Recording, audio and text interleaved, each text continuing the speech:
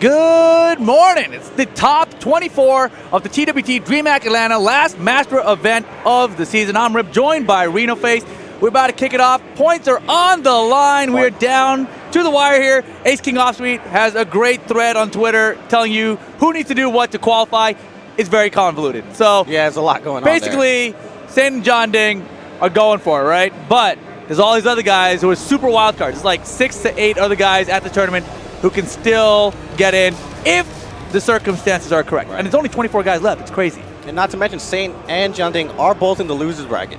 Yes, and so there's some scenarios actually that Ace Off King Suit were saying like, this guy would make it in if John Ding and Saint don't get top 3 or something, but they can't get top 3. The highest they can get is 3rd and 4th because they're both in losers, right? So there's no other way. So one of them can get top 3, but not both of them. So it's very interesting.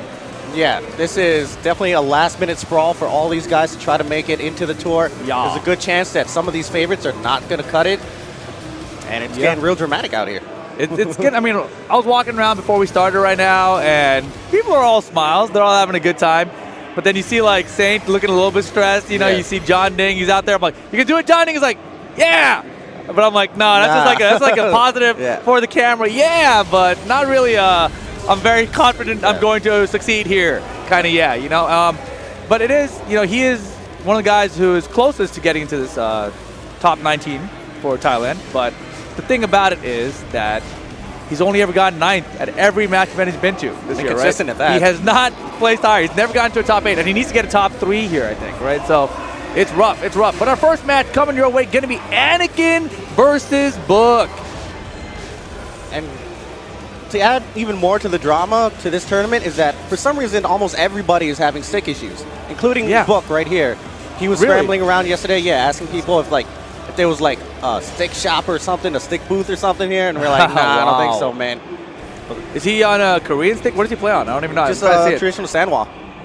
Really? That's crazy. Yeah, and actually, Jimmy uses a Sanwa with the Dragon too, and he says his finally broke too. I literally brought him my stick to use, and he's like, I'm just going to use a broken stick. Apparently, according to Ace King Offsuit, Offsuit, right? Yeah. Offsuit, yes, like poker. Basically, he says that Jimmy's locked in. But it's like unofficial results, unofficially right? locked in. Like, if I was Jimmy, you'd still try to place as high as you possibly can here, right? Right. Here we go, Anakin versus Book. Anakin getting launched with that down for 2 right away here. Bing, bang, boom. Easy half. Okay. I like Book going with the Jin here. I see. Yeah, and something Book said put out recently is that he doesn't think that he can even compete in top 8 if he makes it. Why? Due to his flight. Oh, that's right. Yeah, he asked me last night. Hey, man, so is there a TO? I'm like, why do you want a TO?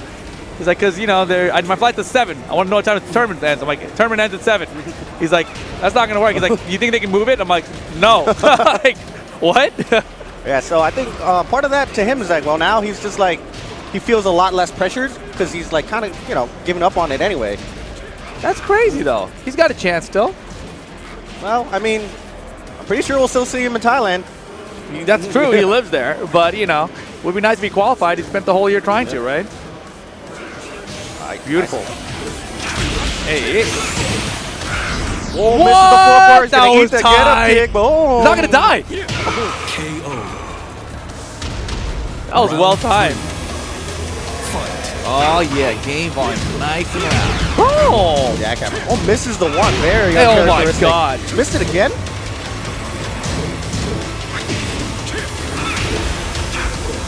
And completely misses it this time. Maybe a little bit too early. Ooh, yes. Feels like Anakin's kind of just trying to warm up still. It's really weird. He came out, when the match started, I really thought that Anakin has momentum. I thought he was good to go. And it looked like he was controlling, but Book has really turned things around here. This matchup not particularly easy for Jack either. Yeah, Jin definitely gets a huge 1-2-3 can wall combo. Nice parry.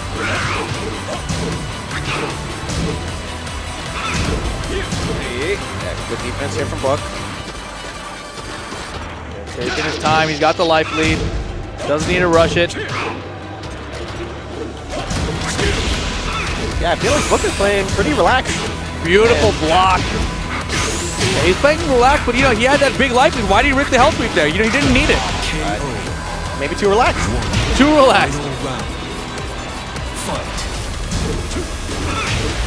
All right, jackhammer for the whip punish this time from Anakin. Yeah. He's not even going for the blue fist anymore.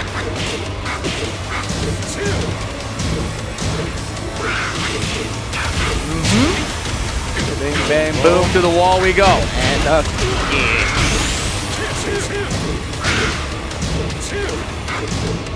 and real close to closing this out. Yikes. Man, Anakin really put it back together here. But, oh my. Oh. That was a good try. It was a good try. You know, is the Rage Drive any faster than the normal electric? Not 100%. Yeah, I don't think so. But he went for the electric there off the backdash. It was a nice attempt from Book, but Anakin brings it back to get the first game. Yeah. That was a huge momentum swing, right? At first it looked like Anakin was 100% taking it, and then it looked like Book was definitely taking it, and then Anakin rallied back. I feel like this is most of Book's matches. But yeah, we're going to be streaming nearly all of the matches for Top 24 here. Yeah. It's kind of crazy. We've got 4 hours to do so before we move into our top 8. So lots of time. I hope we get to see a lot of the loser bracket stuff, especially between John Ding and Saint, right? Because I think those are the guys that people are keeping their eyes on here. They're going to be the ones that are struggling the hardest. Yeah, that's kind of the big story here. And even guys like Cody Vu have a chance. If the circumstances are right and he wins the tournament, he can still qualify. That would be nutty, right? Yeah. Well, he has to win the tournament, and certain people can't play certain ways. Basically, like, the stars have to align for him. Yeah. And Shadow, oh goodness, double parry? That was tight.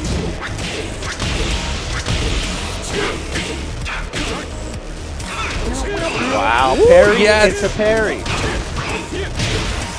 Best parry in the game? Maybe Ken? Oh no, that was such a big risk again. Yeah, it was. Yeah, these health sweep risks he's been taken just have not been at the right time. Yeah, I mean, like I said, in Book's head, he might just be like, screw it. Not making it anyway. That's bizarre though, man. I don't believe it. I was missing your flight. They'll put you on standby for the next one. Next up, well, I think he has to be back in Thailand at a certain time for school. His teacher will understand, hey, I want DreamHack Atlanta. Yeah, they'll know what that Qualified for the $200,000 tournament in Thailand. You guys can all come visit, you know? That's true, yeah, schoolmates. Yeah. Bring the whole class. I say that like he's in elementary school or something like that. Looks a little bit older than that. Hey. Nice Savage Sword. Or the wall ender. Man, the parries from Book right now are on point. Yeah, I think he's kind of just enjoying playing. Nice round or two. They're going to get him to the wall for sure. Boom, back two.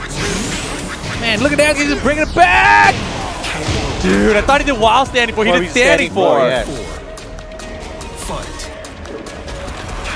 All right, set point for Anakin. Holy moly, he tried a 14-frame punish at down 4-2. A little bit too far. Nice block and punish. I really like this delayed hop kick combo.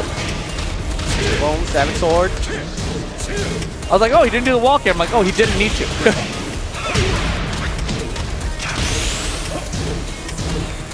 Alright, last chance here for Bug. He's a pixel away, and down back one puts him into the loser's bracket. Anakin, I believe that was that a qualifier to get into top 8? Well, that's winner's quarterfinal. I think that's what that's at. Yeah. In top 24. So all the winner sides are qualifiers to make it in to the top 8. Yeah. All right. So Anakin moving on to the winner side top 8. That means he's like looking pretty good here. Yeah. Top 5 guaranteed. Pretty right? solid. You know, hometown hero too. Home court advantage. The way to do it, man. Anakin been sharp all year. It's probably the best I've seen him play Tekken. You know, 2019 has been really good to him, and he's, as we mentioned yesterday, he was traveling a bit. He went to Japan for that one eSports event, stuck around there for a while because the tsunami or whatever came in. Right. Went to Korea too for a while. So because of that, you know, he had extended his trip, went to Korea, played some more Tekken out there. But coming up next, this is an important one. This is Shadow versus Kokoma. Now, Kokoma's already locked in. Shadow apparently needs to make top 8 to lock himself in. So he needs to win this match. Yeah, if he loses this match, he's not guaranteed to make it into the TWT finals. Yeah, especially if he loses again in the next match, right? So if he wants to lock himself in, he's got to take out Kokoma here. Yeah. And Kokoma, I think he's looking pretty solid. Yeah, he has been. He's been playing well all weekend. You know, he has this interesting dual stick strategy where, let's see, like we're seeing the mix box taken out, so we already know he's playing Paul Phoenix. The Phoenix is coming. I've got to ask him about that. I want to know more about what characters he plays on. I did ask him specifically about that. He said he does use Paul in the mix box, so he backdash is perfect. Right. Like can't mess it up basically. So that's the main reason that he uses the mix box for Paul specifically. The Fee mix box. Yep. I think people have less issues with mix boxes than hit boxes. You think so? I mean, yeah, I think a lot of people grew up. I mean, you grew up playing WASD kind of on the computer. But all right, this one's going to be important. I'm going to pull up the Ace King off the tweet just so I can refer back to it regularly today. Can we get a printout? Can we get a printout of all these tweets? Okay, so he says, Shadow can lock him from making top 8, and he's 1 win away from doing so. Even if he stumbles, it'll take 2 of his closest competitors making at least top 3 to knock him out. Yeah, I think actually he might... Oh boy, yeah. There's a lot of possibilities here. There's a lot of possibilities. Gen has to not make top 2. Has to not make top 2. Yes. Saint has to not make top 3. John Ding has to not make top 3. And the winner of the tournament cannot be Book, Taki, or Speed Kings. If 3 of those things happen, and Shadow makes top 8, he's in. Was that confusing enough for everybody? Nailed it. A lot of factors at play. Yeah. I think Shadow's in. I think that's what we're saying. Hey, no guarantees though. Yeah. It's all about, Saint, John Ding, and Gen, and who wins the tournament. I think that's the outcome here. There's some instances where Gen or Taki have to make top 2. So we'll see. When we get down to the top 4, that's when things are really going to be decided. Maybe even when we get to top 8. But here we go, first game. Yeah. Shadow's been looking pretty good all weekend. Been playing solid. Yeah, these guys are always playing all the time too, though. The 20Z boys, whenever they're at events, like, all right, is the casuals time? Let's play some more Tekken. They're always down to play.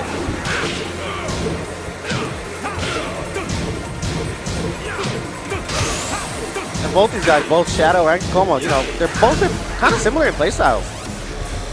I feel like I've seen them play before. That was a sick hop kick. They try to backdash away from this.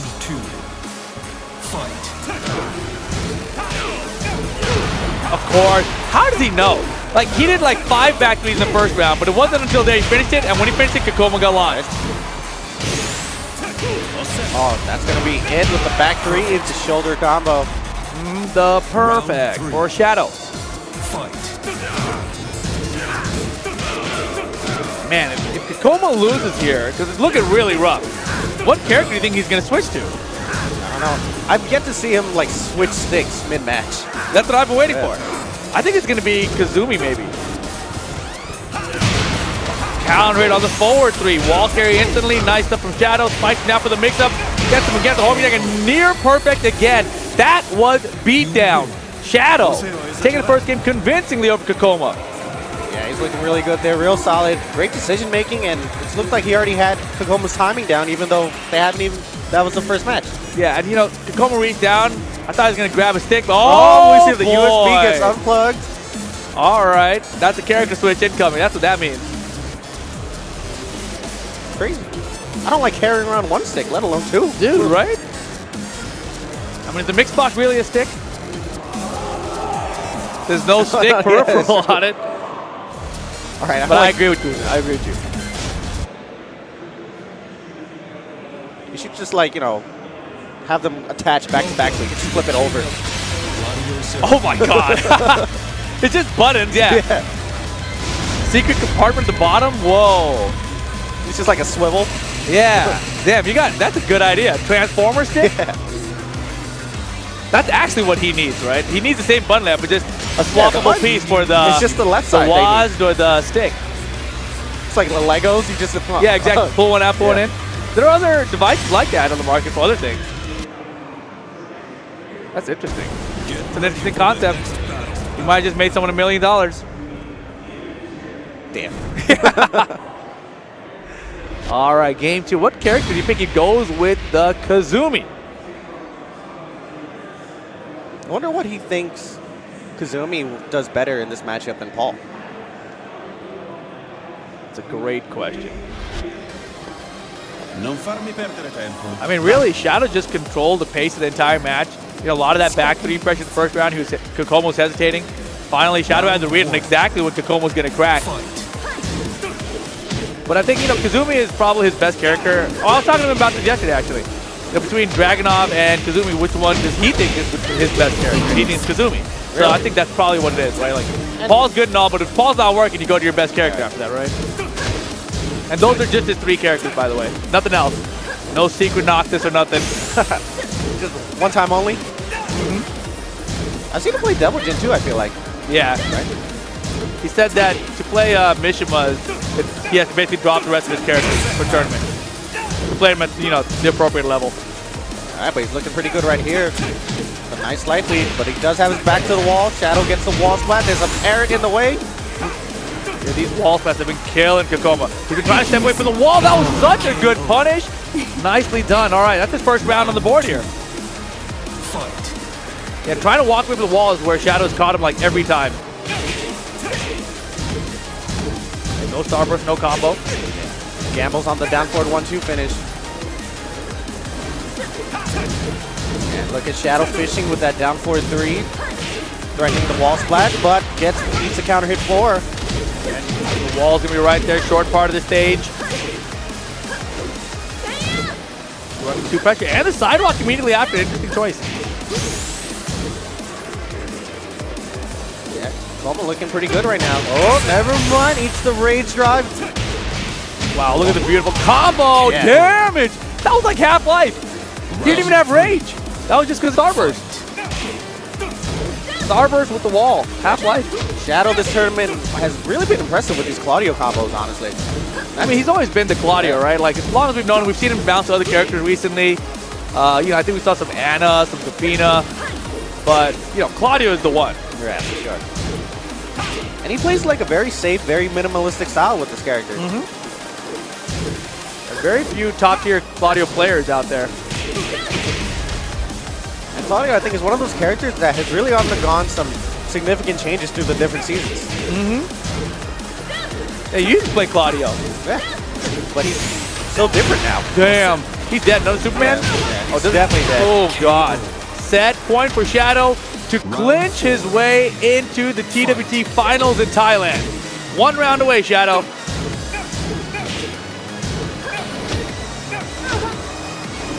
I wonder if he's ever left the country. Did he make finals last year? I don't recall. I don't think so.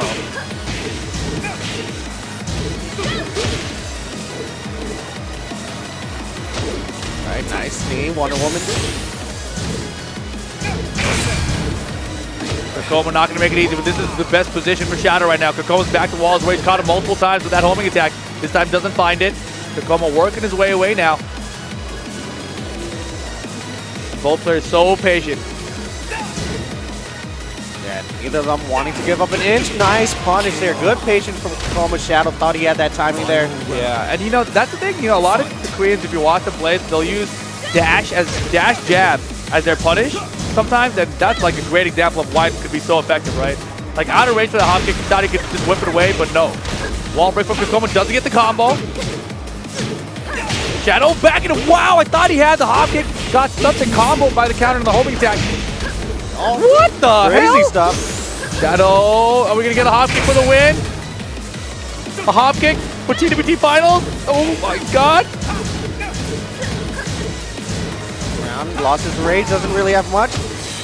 1 pixel Wow, he's not in there just yet. left. The Kazumi pick working out. That was so close. I thought Shadow had it. I really Me did. too, man. He was one that's gotta hurt, right? You're like, well, I don't know if he knows. I'm sure he knows that. He just needs He this probably to make read the it tweet tougher. too. Yeah. I mean, I think a lot of people follow his King offsuit. I think a lot of people probably talked about it this morning. I mean, that's what I did. I walked in and people were like, did you see Ace King offsuit's tweet? I'm like, yeah. Yeah, so, you know, that's what it's been like. So shout outs to Ace King. Oh, for yeah, doing all he's that holding it work. down. I mean, first of all, people don't even know what time these events are, and their times, like, if not for Ace King offsuit, right? And on top of that, we got to find out, you know, who's going to make it into the tour, just like based off what we currently have standings-wise. And obviously still some dojos may or may not be counted yet, finalized, so it is unofficial, but it's pretty darn good. Darn good job there by Ace King Offsuit. Make sure you guys go follow him on Twitter. What are you waiting for? Now's the time. Are you still saying sweet? Sometimes. Yeah. It's the suit life of Zach and Cody. Gosh, damn it. What are you doing watching that show? Aren't you like 40? I am old. Mom was cute. Game on.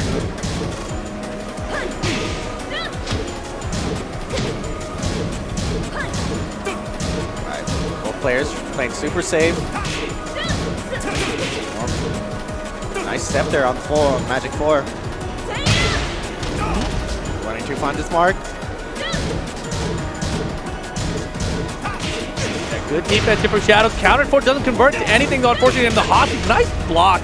I really thought that Kokomo was going to be overextending there, but he has done a really good job of not getting hit by these hockey. Oh boy, Shadow now. No blue stuff, but he's got the red stuff. Nice at 4, huge plus frames, some more plus frames. One throw, 9 seconds. Back 3. Yeah. Kokomo tried to step out the way there, but back 3 just, tracks a little bit to that side. Yeah, when Shadow has Kokomo's back to the wall, he does so much better, right? We always talk about how important it is, but beautiful low parry here from Shadow. We always talk about how important it is, but Shadow's really showing it here in this set. Oh my goodness. Yeah, missed the running 2 there. Here's the situation again. Kokomo with his back to the wall. Trying to slowly inch his way out, but Shadow doing a great job of keeping him there. There you go. That's all you need, right? Just a quick flash punch combo to get away. Oh my goodness, but Shadow trying to make it out of here. Yo, that's going to be enough. 1 round away. He's got 3 chances here. 3 chances. Final game situation. Yeah, once again finds himself in this position where he only needs 1 round to make it into top 8, solidify his spot in the TWT finals. Oh, and he's going in with it. Over half-life lead here. Is he going to slow down? Nice block there. Oh, it's looking good for Shadow right now. Oh, snap. The Ray Drive. Season 3 combo. But Kokomo still barely hanging on. Oh my God, don't do it like this. Oh my God, it's not over. It is not over. So Shadow once again dropping his chance to go into top 8. I feel like he went in so hard to close it out there. Man. You gotta believe the pressure's adding up for him here. Yeah, for sure. What a comeback from Kokomo, though. Just made all the right. Did the Ray Drive at the right time. Did a Hell Sweep. Dude, his timing on these jabs right now are crazy. He hit him with like 4 jabs in a row. Single jab. No flash punch, just single jab. Again, side step and a flash punch combo. Yo, Kokomo is playing ridiculous right now, but Shadow's still in it. Bends the red stuff. Still has the starburst. No wall this time, the Tiger. We're going to final round? Okay. Shadow, 1 round. You can do it. Homing attack. Oh, finally. Here we go.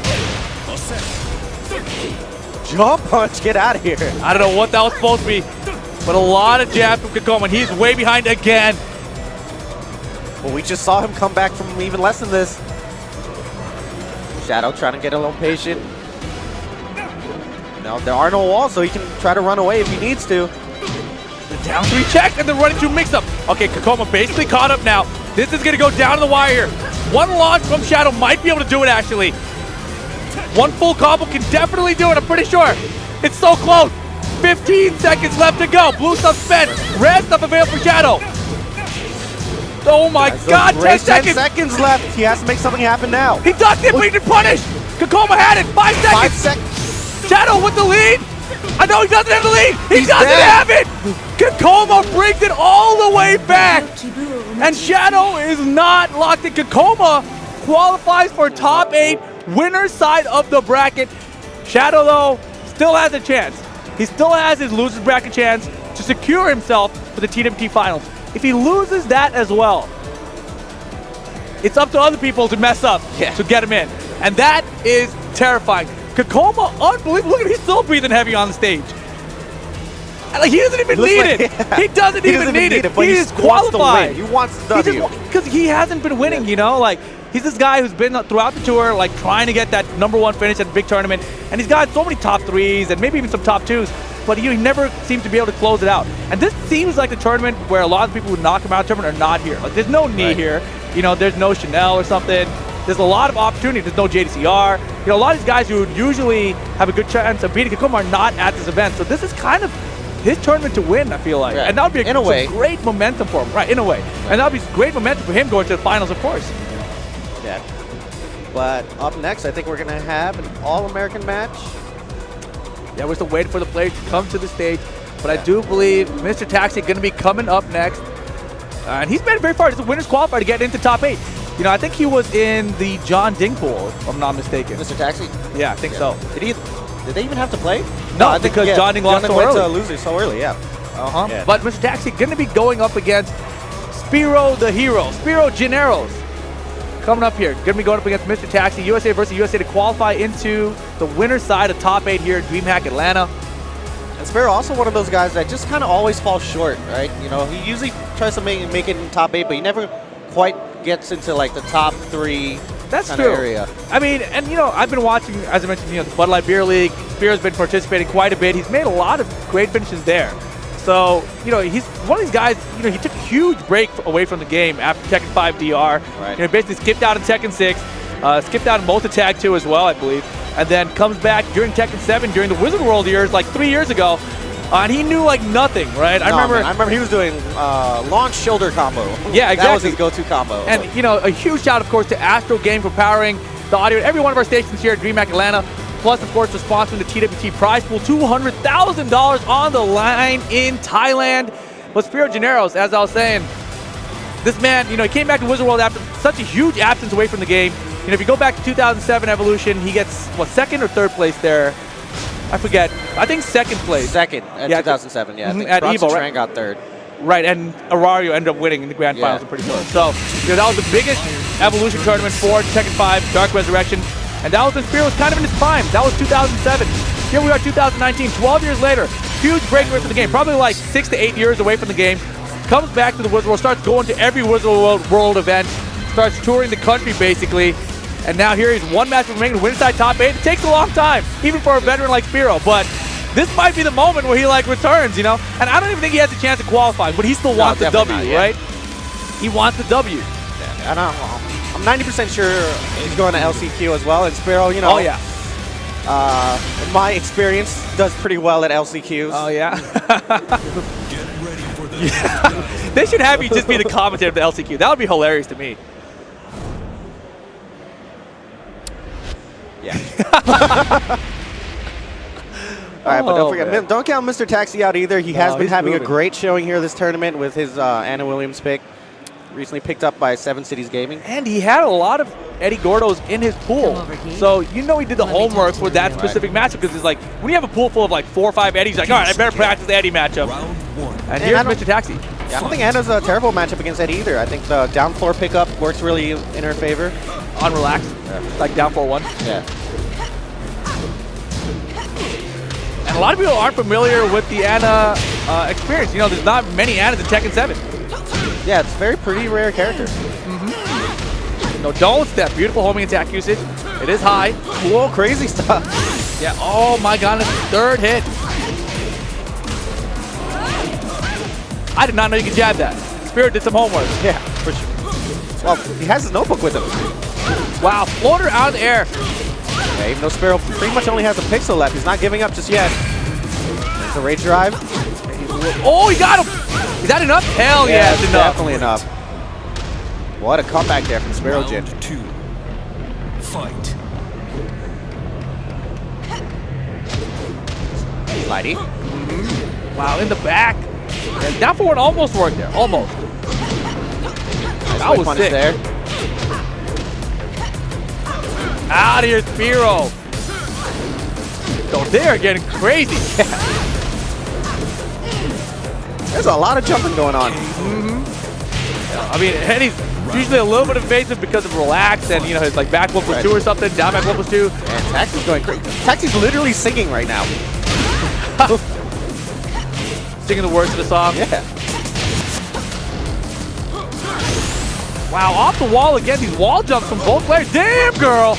Yeah, he was working on a perfect, but we just saw Spiro come back from something just like this earlier, but Taxi with the drop here. Yeah, huge drop. That gives Spiro an opportunity with Rage here. What's Spiro gonna do with it? We're gonna see the Rage drive. Pretty time. Yeah, too far. Nice Smart backdash there. Yeah, defensively, that was a really good choice. Backdash out of the mix-up after getting hit by that running slide. That's a nice side step 3+4 there from Spiro Jin.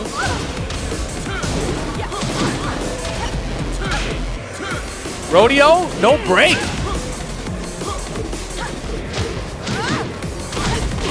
Get him to the wall. He does.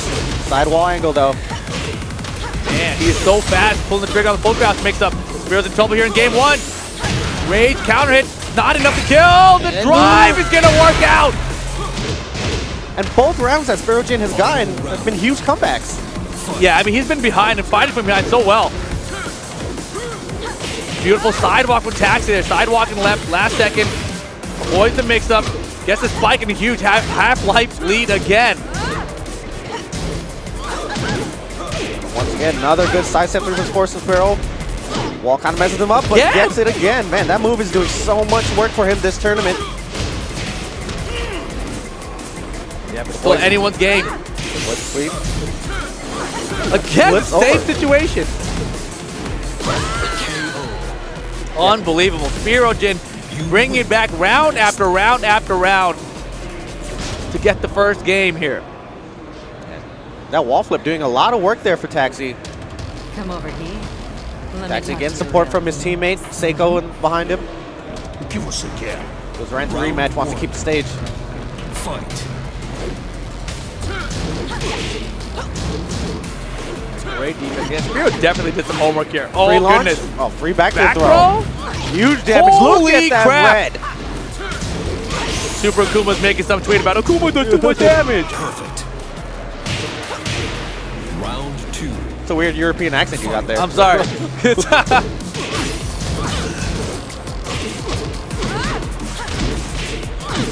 Taxi off to a nice early lead again. Do you think Taxi's going to go up 2 rounds and Spiro's going to bring it back 3? That would be very Spiro Jin-like. Yep. Man, he's going crazy with his wall jumps. Spiro Jin was nowhere near him. Yeah, he's like addicted to him right now. He's going to go do it again. I told you. 100%. Spiro knew too. One more time. Wow. Wow. Very unfortunate there for Taxi. Round 3. The Chaos Judgment stance kind of like auto hop kick. Yeah, exactly. Yeah, whip. You do a lower throw against it. But man, that was very smart stuff by Spiro. Prepared for everything there. And prepared for the high there. Ducked right under to get the full launch. Half-life lead here for Spiro Jin.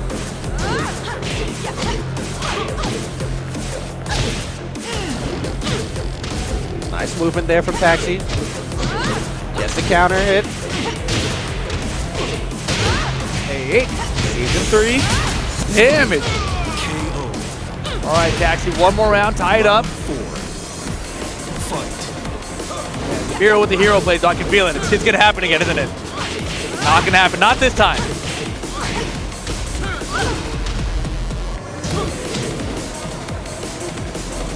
I feel like it's so uncharacteristic for both Spiro and John Ding to use that spring up kick from Eddie. The one that leaves him like back turn? Yeah.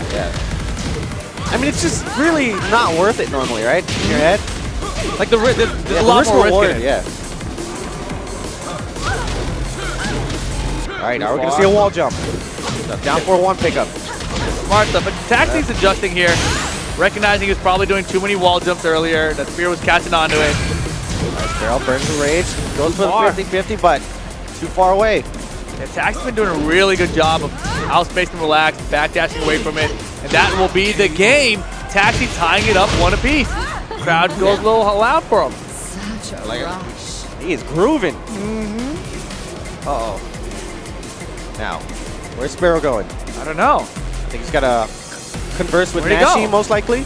He just left. He just left. He's out of here. Oh no, it is Yeah, Nashi. yeah. Man, good call. Yeah. You know, they're registered coaches with each other. Designated registered coaches. Did you register your designated coach? No, it's on the Smash GG page. You gotta put it in. Yeah, I'm sure Smash GG. I'm sure Smash GG will add that right as soon as they start saving your password and keeping you logged in. Yeah, that'd be great.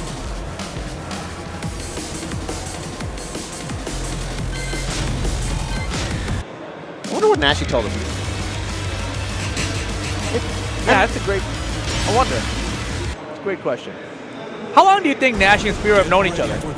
Since Wizard World. Yeah, that's actually what it is. That's literally like the starting date. I asked him last night, and I thought that these guys were like childhood friends or something, man. I thought they went back to elementary school or something. They're not even from the same state. I don't know how this works. I'm just saying, like, they're such close homies. I really thought that they'd been, friends forever, but it's really only been since the tour, since Spiro came back to Tekken 7 in those Wizard World days. Fight. I think that's what it was, because Nashi had just started playing during the Wizard World time. Spiro was like trying to get back into it, so they just kind of helped level each other up. Wow. That is awesome. Hey. But here we go. Final game here. Another winner's qualifier match getting into top 8 on the winner's side of the bracket. Right. Rodeo throw, no break again. I wonder if that's what Taxi said. Maybe it's like, hey, man, you got a rodeo on him. You didn't break it. And that's really important, right? And I think that's what's why coaching is so important in this tour, because just having that outside perspective and someone just kind of reminding you of something is huge. Yeah, I think the fighting game scene in general has been like kind of torn on it, from the arcade roots, yada yada. Right. You can't have coaches, man, yada yada. Just do what you're supposed to do. It's all on you. So, there's different viewpoints on that, obviously.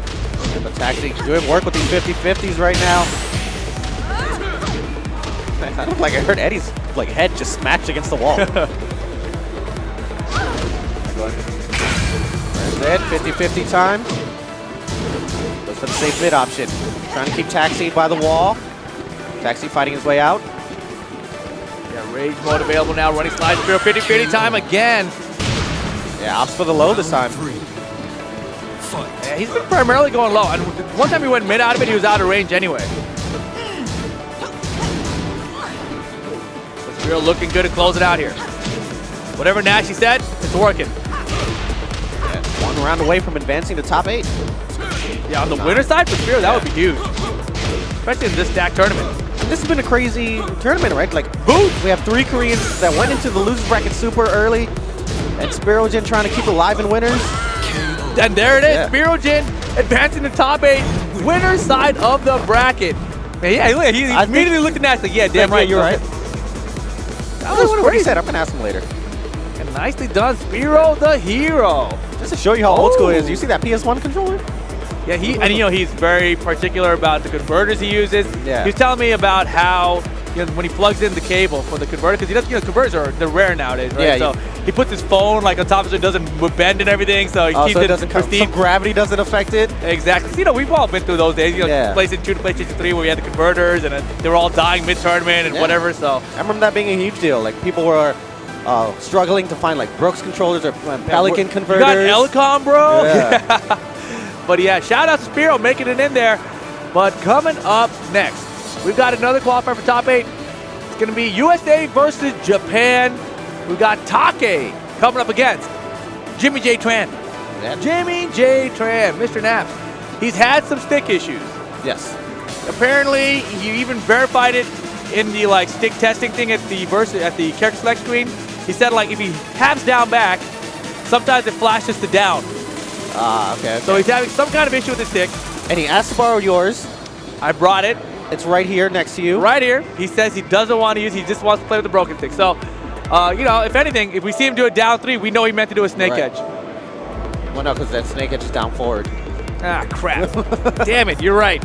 Depends. Right. The other side. Well, here's the thing. For Brian, that's super important. Yeah. Because of backsway. Well, we'll see how this goes. I mean, the thing is, I think maybe he realized he's basically qualified, so he's not really stressing about it. Maybe. It's a possibility. Yeah. Oh, let's take a look at what Take needs here, man. Take is the question mark, too, right? Yeah, he has potential to make it in here. Yeah, Take's kind of hovering around the danger zone himself, right? So, Take has to finish top 2 to have any hope of qualifying for the T2P finals. And I think if he wins the tournament, If Take gets first place in this tournament, he's in, which is crazy. But that's a tall order. And I don't think that's Take, Book, or Speed Kicks. If any of them win the tournament, they're in. And it's a tall order, but he's on the winner's side right now, right? So winner's side top 8, that's huge. Oh, we can't see it on the screen right now. We got Jimmy at the button check screen, checking his down back. Okay. Did it work? Did it flash it down? Okay. All right. Wait, what? Is Take using Paul? Yeah, he's trying to win, man.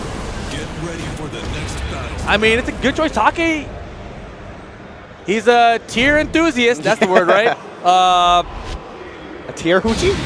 Tier what? What? Yeah. Not surprising to see him use Paul here. These guys used to be Brian buds, man. Take left him, he abandoned him. And now he's got the Phoenix. I mean, I'm not a fan of it, but the results speak for themselves. Once he stopped using Brian, we've seen him pretty much consistent in top 8s, right? I feel like he was more consistent when he was Brian, though. But here we go. Ooh. Oh, boy. That right there is just why he wants to use Paul. Really efficient, easy damage. Bing, bang, boom, the wall, and that will be a perfect. Round 2. Take with the Brian pick. It's not easy to get a perfect of Mr. Naps, by the way. Yeah. It's really not. Take is counter-hitting the crap out of him, too.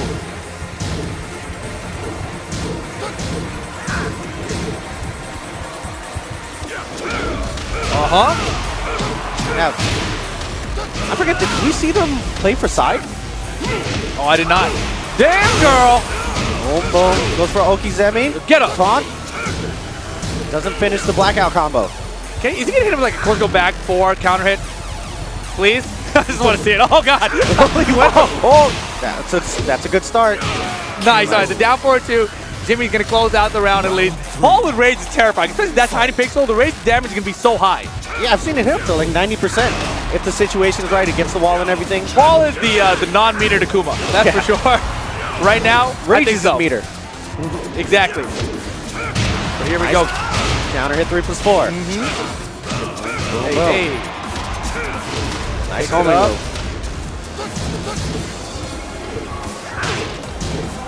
The dash up for the down forward 1 there. Nice escape on the 1+2 grab. Yeah, both about even right here. Phoenix knee. Oh, but eats the knee from Brian. And that'll be another round for Jimmy. Double hands. Round 4. Fight. All right, so after a rough first round with the perfect, Jimmy seems to pull things back together here. All right, trying to avoid that down, eating that random down 4-2. That's to me, that's one of the most frustrating things when you're playing against Paul and you just get clipped by his down 4-2, or just goes through your jab for no reason. But the nice fisherman. What? That was what a combo! Back he's forward. Dead! Wait, he's not dead. Now he's dead. Like, yo, start off with the perfect, I'm gonna end it with the perfect. Jimmy J. Twan.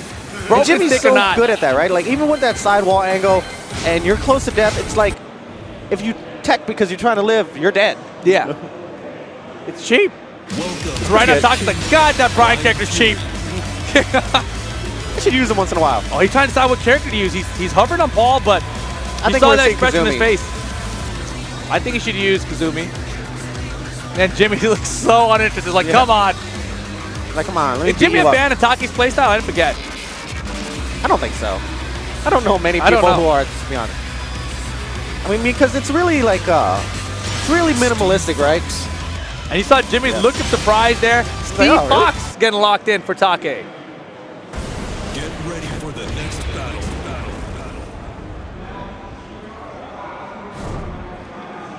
Yeah, I mean, on paper, this matchup definitely suits Steve Fox. You know, really easy for him to pressure Brian. I like Take's Steve, actually. That's definitely my favorite character of his. I think that, you know, Steve is one of those characters that is very hard to approach, and Take's playstyle makes you want to approach because he's so damn annoying. So it's a really effective Steve. Let's see how it does here against Jimmy, though. Infinite stage. Yeah, got lucky with the stage pick. No walls. It's true. He didn't get to select the stage. All right, Wolf's Tail blocked. Early fish for the back one. You know you're going to see more of those. Nice block there. That was not right. Oh, God. Damn! Counter hit Northern Cross, finds his mark. I've never seen Jimmy go for that setup before. Another counter hit. Boop, boop. So 3 of them and a little acid. Wow, Nice beautiful defense. block there, yeah. He dashed up like he wanted to close it out and then hit the brakes and talked like, Sonic Drive? No?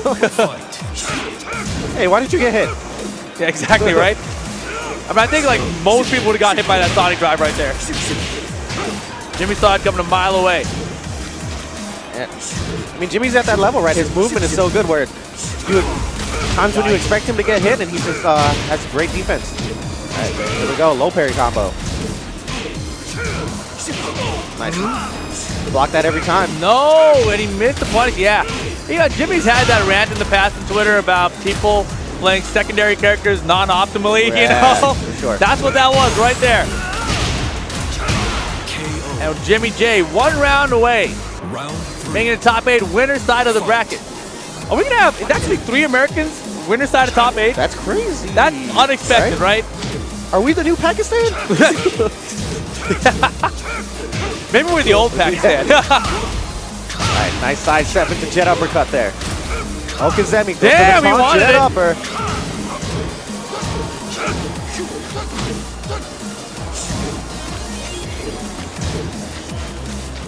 All right, pressure orbital, no.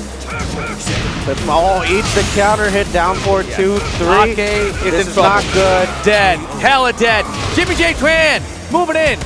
Winner side, top 8, alongside Spiro, Anakin, and Kakoma. Really interesting results so far here. So Take, not out of it yet, but that loser bracket is ugly. It's so stacked. Super stacked. It looks like a winner's bracket.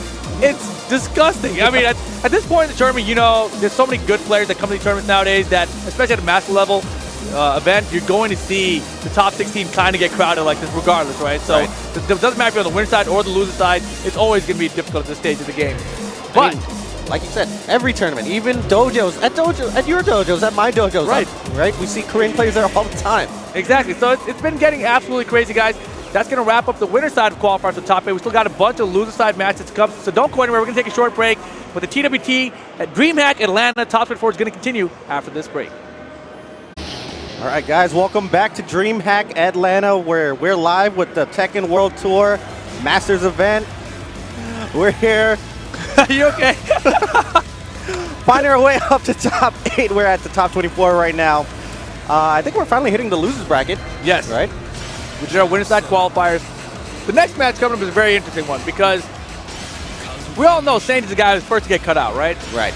He's coming up next. And he's going up against Cody Vu. Right. And Cody, we talked about a little bit earlier, he can still qualify. He just has to get first place. And I think part of the requirements is Saint can't make like top 3 or something. So he can knock out 2 birds with 1 stone right here. And Saint, another one of these players that we were talking about that was having stick issues. And so, he's feeling a little funky. That's my stick he's using. Oh, that can't be good luck. I love that you just look at me and just say anything. Fight. All right. Nice block and punish there from Cody Vu.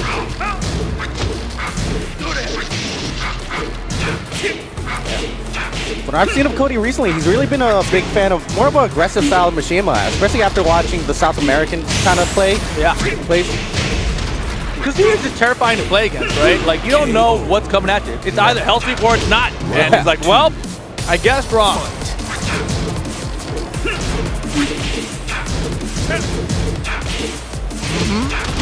Yeah, a little ambitious with that flash punch combo. Nice combo here from the same room. Easy, 60% already. Oh yeah. Look at this combo, triple electric combo from Cody. Almost got a fourth one in there.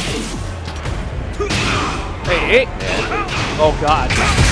This is gonna hurt. Great drive. Does he go into Devil? He does. What? Back to Good low parry from Saint. Great. Ugh. Cody was so close right there. Fight.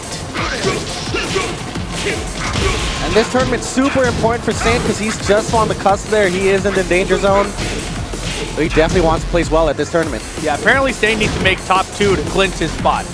To completely clinch, he needs top 2. Oh man, this is gonna be hard for him. Yeah, especially still coming from the losers bracket. Basically, it means he has to make grand finals. All right, we're looking pretty good right here. Man. Nicely done. Yeah, he's playing sharp today. Yeah, Nicely sharp. Yeah, Must Cody be the did not stick. like. Yeah, might be a lucky stick. But based on Saint's previous master results, according to Ace King Offsuit, he cannot improve his positioning unless he makes top 3. And he cannot improve his score at all unless he makes top 6. So even if he makes top 8 here, it doesn't change anything for him. The work's not done there. So Saint basically has to make it to grand finals so that he knows he's in. Anything less than that, it's like, well, let's see how everyone else does. Yeah. And that's kind of scary, early. You definitely don't want to be the one, like, just sit back, man. Like, man, I hope everything kind of works out in my favor. Right, and so it's mainly a race between Saint and John Ding for that spot, right? Because John Ding, if he can get to grand finals, he gets it. But he also gets it if he finishes in top 6 ahead of Saint and some other stuff. Yeah. Nice blocking punish there from Cody. Down 4-2, finds it smart. Yeah, you know, I turned my head out of that down, and I was like, why did he down 4-2? I saw Cody was doing the exact same thing. Bounce! Boom! Yeah, nice 4 option there from rounds. Saint. Yeah, recognize he got that sidewall splat after the bounce. Yeah, 4 rounds straight. Saint looking great today, and he needs to be. Ducks right under that electric. Man, it's super late while standing 1. He's like, oh, I should have done this earlier. Let's try it anyway.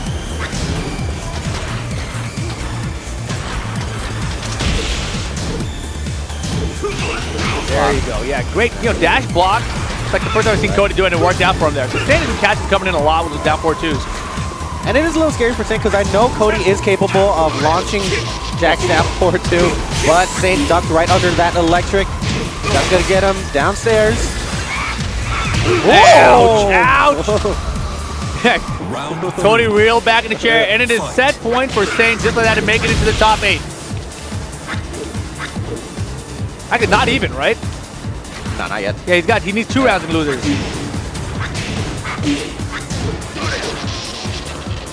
And Saint threatening with that crouch. He's like, man, I want you to do house sweeps.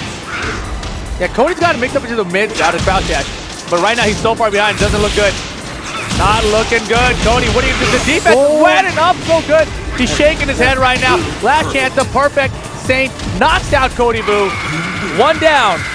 That's Saint's mind, that's what he's doing. 1 potential threat out of the equation. Cody's out of here. Yeah, he's like, 1 step at a time. I can do this.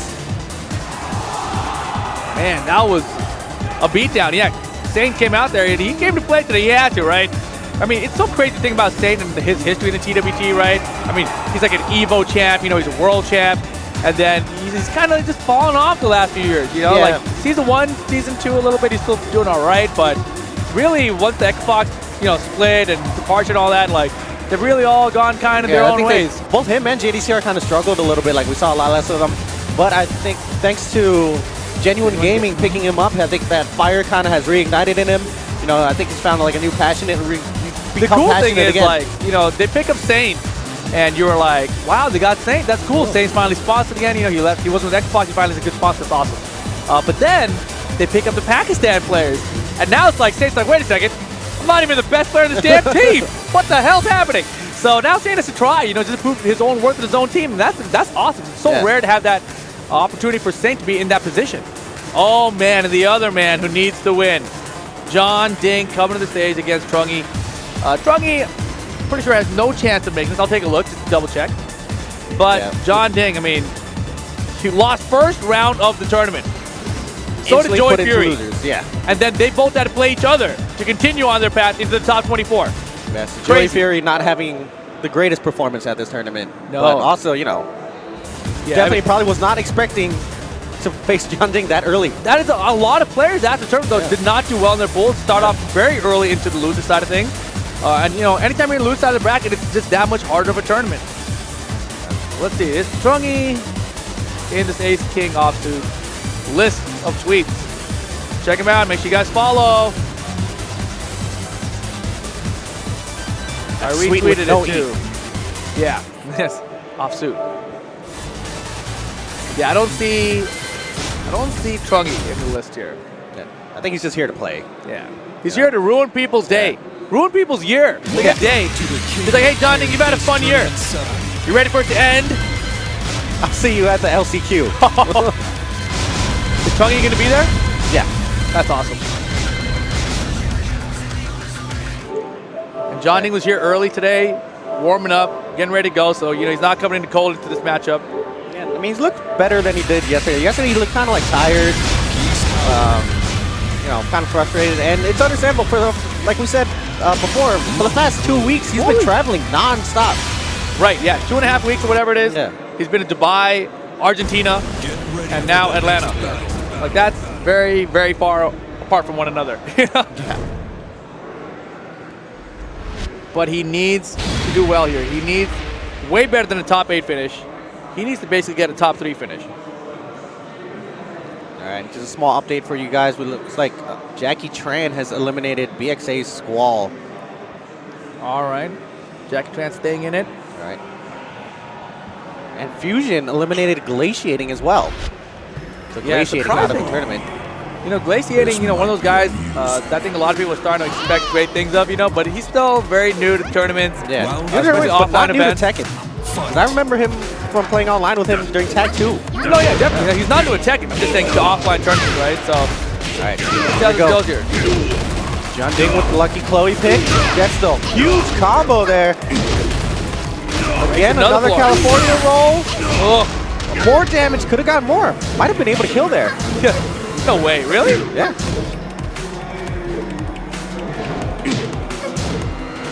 Man, you can see just the way John Ding is playing right now is so conservative. You know, it was the same way I just saw with Saint a second ago. Saint obviously a lot more down for twos, but they all landed, right? But similar to Shadow and just everyone else has been trying to qualify. So they're playing at like peak protection level right now. Yeah. They're trying not to make big mistakes. The adrenaline is up. And John Ding is going in right now. Yeah, and he's almost got the bounce there. Yeah, I had to hold my breath. And John Ding, he's really trying to take advantage of the stage as well, as we saw. Quick 2 rounds.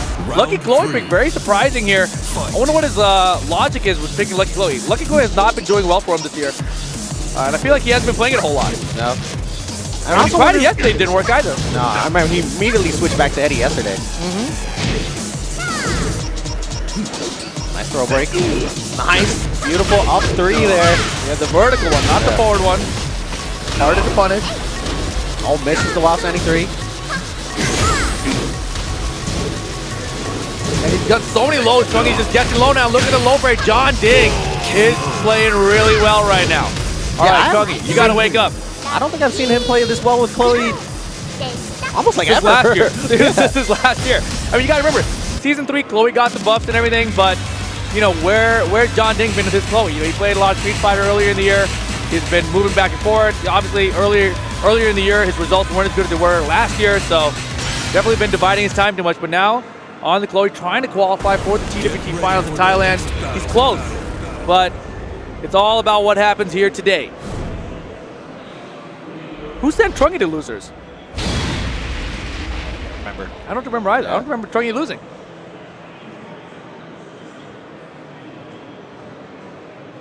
Oh, he didn't go to Howard Estate. Well, that's odd. Surprised. Giving up home court advantage just to go to Dragon's Nest? I think this is the first time I've seen him do this. Round 1. That's odd. Fight. Nice float there with the standing four. Again. Flies away. Triple roll?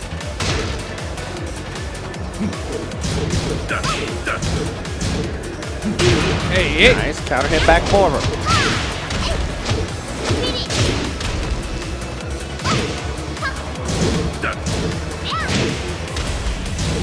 I think all those 4-3+4s are him trying to instant sweep. Oh, I see. Yeah, the running through the floor. Second hit on delay. 4 rounds straight. Round 2. Fight. Man, what's your prediction right now, Reno? You think John Ding's going to be able to do it? You think Saint's going to make it in? I feel like that's the most likely position to switch up here.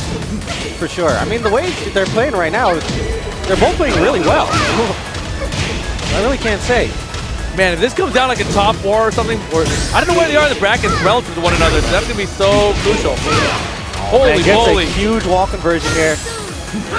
Wow, not enough to kill, and the down back 4 will get him another round. 5 rounds straight. John Ding's on fire right now with Lucky Chloe. Fight. But here comes Truggy. No! You said you saw John Ding warming up earlier today, right? Yeah, he was playing his book. Was he playing Chloe? Good question. I wasn't paying attention. I just saw him playing a lot. I didn't go look at what character he was using. Yeah, because the way he's playing right now, it really looks like he's thought about it. They're running 3+4 finally. First time he's landed in this set. Pretty time. Nice defense from John Ding. Gets a little poke of his own. Doesn't work out this time. And nice block there's the there. block. Yeah. It was kind of obvious there. He backed up just so he can like kind of do it easier. I mean, you say obvious, but it's 50-50, man. Like, that running 3 is so fast too. Fight.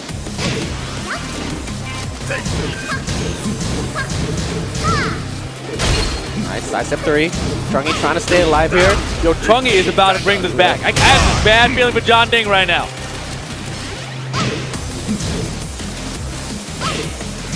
Oh my goodness. Oh Gets no! the California roll. Boom. Almost to the wall. Yo, he got him with a big whip. Trungy gonna send the final round. Oh man. That's the first back 3-2 we've seen this set. Dude, this is too much pressure. Can you imagine if John Ding loses this round? Like, is he gonna pick Eddie or Chloe? That's his whole tour life. Cali roll again. That's a great start for a final round situation. 3-4, goes for the max damage. Ooh, these down fours are so chunky. John Ding's starting to hesitate a little bit now. Doesn't want to get caught by anything. Yeah, you know, he started off so tight, and he's definitely loosened up just a little bit. But where's the hopping whip punches? And the dance is going to get him both hits. Both hits? Yeah, wow. I'm really surprised he didn't block that. John Ding stays alive. Tour Dream still alive. Trungy eliminated from DreamHack Atlanta here. Nice showing, though. Nice showing. Top 24 finish for Trungy. But John Ding staying alive. He looked really strong with that Chloe. Trungy started bringing it back in game 2 at the end there, but John Ding, you know, he definitely realized it was slipping away and tightened up again for the very final round there. Yeah, really impressive stuff. I mean, obviously, I really like seeing good Chloe play. So that was really impressive to see. Nicely done by John Ding. Coming up next, though, is this a run back from Evo? I'm not sure. We got Dante from the USA going up against Korea's Amplify's Rangchu. So Dante, if you guys don't know, he's won a couple of the Astro Paths to Masters events that were online, the sent us to some offline events like CEO, Evolution. You know, he's been grinding throughout the year, making a name for himself in the offline scene. You know, a lot of us from playing online Tag 2 knew of him anyway. Yeah. You know, but we just never got to see him in offline tournaments. And, you know, he's beaten a lot of great players. But of course, huge shout out to Astro Gaming for supporting the TWT this year, hiring every audio station at the tournament here at DreamHack Atlanta. And of course, sending Dante to those events with beyond end of those tournaments there. I assume, I didn't see it, but I assume Rangchu went with the Panda pick and Dante with the Law. You never know. Rangchu's been using so much Julia lately. I really like seeing his Julia. I like it, but he wanted Panda, man. Here comes the Panda. Here's the thing, you know, Rangchu obviously using other characters now. In the past, he talked about how he didn't know really how to use other characters because he didn't have to sidestep. He didn't want to learn how to sidestep. Right. That's why he liked using Panda. But so now he's been trying to expand. He's been using other characters. But what's the point of using those other characters when you're already the best Panda? You know what I mean? Like, it's not like he's winning more now because he switched characters, right? Like, does anybody feel like Rangchu is winning more now that he switched away from Panda more? I don't see that. True. But, I feel like it's the opposite. Having an extra character just for certain matchups maybe he doesn't like with Panda. Could be. And he's one of those guys, like, I had a long conversation with him at one of the Strong Styles, and he was like, I really can't play characters that I don't like. Like, I can't just pick characters for tiers. And very obviously with his Panda pick, Yeah, he must like Julia, for sure. Yeah. Down back to it, a while standing forward, the classic. Rangchu, first round here. And Dante maybe had a little bit of nerves. We saw him mess up the running grip at the start of that round already. Getting floated out of the slash kick.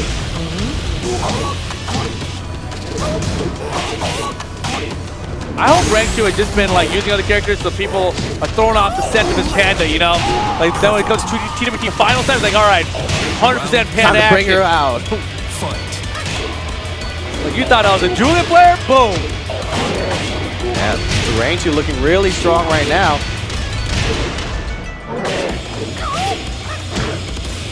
Dante looking a little nervous though. Definitely a messed up slide. Nice. Gets the 3+4. Yeah, a lot of messed up inputs from Dante right here. Very uncharacteristic. You know, this is a 2-day tournament run. This is one of the things about tournaments, you know, you have to get used to over time. You know, when you first start coming to tournaments, you're not making it to the second day, right? Just like learn to play pools and you're like, all right, I made it out of my pool eventually. Like, yeah, I'm doing great. And then you find out later, like, I've got to play tomorrow? Like, what if my sleep's not good? What if I don't eat well? What if I got a stomach ache or something? You know, like, there's so many factors that go in for day 2 performance. And sometimes, you know, day 2 is just not nearly as good as you were in day 1 or the other way around. Any given Sunday, right? Right. Dante, I don't think I've ever seen him play any other character. I have not. Even in Tekken Tag 2, it was both laws. Yeah. Martial law, forest law.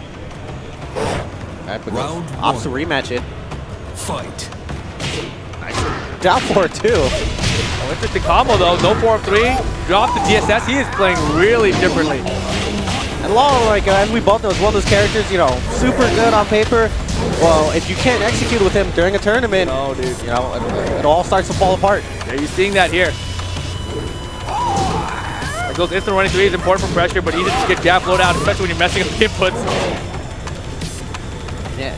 And when you're in this type of situation as a tournament player, you're kind of trying to find excuses to start warming up your execution. Right, like I'm ready to try to do a slide, throw it out just so I get it warmed up or something. But right now it's not looking good. And you know, a lot of times you just lose confidence, right? When you mess up so many things in one game, you're like, dude, I can't use my stance cancel, I can't use my slide, I can't do my running 3. You start taking out parts of your game, and then eventually like, dude, I got nothing left. Right. Another small update here. Seiko has eliminated Geo. Wow. Losers top 24. Geo out of the tournament, Rank 2 looking great though. KO. Round 1 three. round away from eliminating Dante here. Top spin for loser side action. Dante needs to step it up. He's got to go in. Yeah. Just believe the execution will be there, even if it's not. It's pretty much a no-round brown at this point. And A double? And I think what Dante has to do is you have to like ignore the fact that your execution's off and go towards other things. If you can't slide, then don't slide. Obviously, you're sliding now. Yeah. But you know, concentrate on your pokes. Concentrate on your movement. Yeah, he had the back to there. A lot of times when your execution's off, movement suffers anyway, right? You gotta recognize like everything's off. But Rank 2 with the sweep here on Dante, impressively done. Rank 2 staying in it. Loser side action here at top 24. Dante, nice showing, but out of the tournament now. Yeah, Dante obviously like not satisfied with his performance there, and that's, you know, that sucks. We've all been there where we lose in a tournament match because we just couldn't do anything, right? Couldn't get anything right. It happens. You know? That's why, like, you know, I was mentioning John Ding was here early. I saw him warming up. A lot of the players taking advantage. You know, the stations are here. The tournament didn't start till noon today. If you showed up at like 11, I was here around like 11:30. There were people playing already. So a lot of casuals, even some players eliminated from the tournament. So shout out to everyone out here at DreamHack Atlanta, or you know, just trying to have some fun, play some Tekken. But Dante not gonna be with us a little longer in this top 24. Moving on though, we've got Panda Global Speed Kicks coming up, going up against Dan Banter from New Zealand. We're going to have a couple of international matchups coming up. A lot of interesting ones. So you guys are going to enjoy the next couple matches. Speed Kicks, though, you know, he's going back and forth. Yesterday, I believe he lost to Book. I think Book beat him with Geese. Geese and Howard. Speed Kicks was using Huang the whole way through. We'll see what character he wants to use here. Dan Banter's been doing pretty good. I forgot what character he's running, though. Was it also Jin? Yeah, it was Jin. I think it is, right? He was a hop kick heavy Jin. Yeah, so Speed Kicks obviously has a lot of Jin experience right after Run of Black, but Jin players play differently, you know, players play differently with different characters, so it'll be very interesting to see what character Speed Kicks decides to run here. We know he's got the Horang, we know he's got the Jin. Those are probably the two characters that we'll see from him for the rest of the tournament. I doubt we'll see anything else. No Kazumi, no Miguel. I think those will be the two we see. Yeah, and he's been having a lot of, you know, he's been tweeting a lot about and talking a lot about how he's trying to change his mentality, you know, trying to make peace with the game, so we're going to see if he has any type of style change. Somebody tweeted at him like, it seems like every time I see you tweet something revolutionary you've discovered about your gameplay, but then it doesn't ever seem to translate into results, you know? He's like, so why do you keep tweeting these things out? You know, he's just like, you know, man, people like following the journey, and that's basically what it is. The Jaden Smith of Tekken. Follow the journey, man. One day, it's all going to come together. It's all coming together. Aggressive spacing. Yeah, he said something like that, right? Yeah, aggressive spacing. Fundamentally sound defense. He says stuff like that, you're like, what is he talking about? I don't know, but it sounds smart. He knows what he's talking about, and that's all that matters. Oh, man, these guys getting set up on stage now. Those speed kicks in Dan Banter. I haven't really seen Dan Banter a lot. Have you? I've heard he's been traveling quite a bit, though. Really?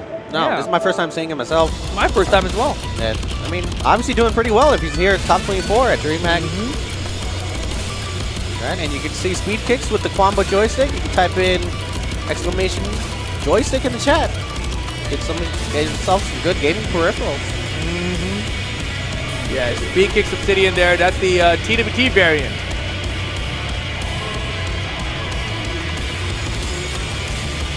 All right. See Jimmy J out of the crowd there. Who else is back there? I want to say it's like early in the morning. It's like 1:30 out here. Shout out to all you guys on the West Coast watching. I know it's the morning there. Sunday morning, 10:30 a.m. Good morning. Or no matter where in the world you guys are tuning in from. It means morning for you, right? Morning West Coast time. I don't have a sleep schedule. I'm not on any specific time zone. Speed kicks. Hydrated. These guys, make sure that you lead all the devices. Don't want to get interrupted in your matchups. All right, looking this squared away. Character select. This tournament 7. I think we'll see a Jin mirror match. Think so? I think so. I think he's going to go Horon. Jin Kazama.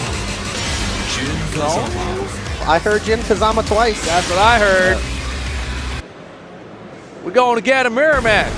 And I mean, he has a lot of experience in this mirror match, right? He's been in SoCal for like weeks now, just playing with Running Black, running the mirrors.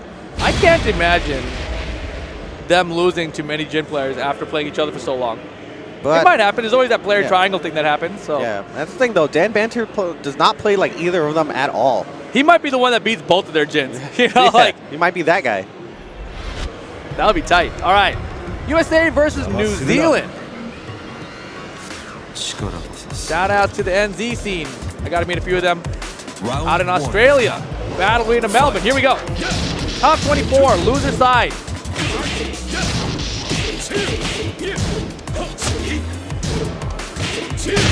Counter it. Magical, isn't it? Wall carry, you know it, right there. Oh, still managed to get the floor break. Yeah, people told me you're too close, you don't get the full combo, so yeah. All right, nice duck there. Minimal punish from Dan Banter though. Wrong choice. Mickey tried to 1-2-4 that. Damn, he just did the wall bounce. Ends the round with it. Okay. Round 2. First round of speed. Fight.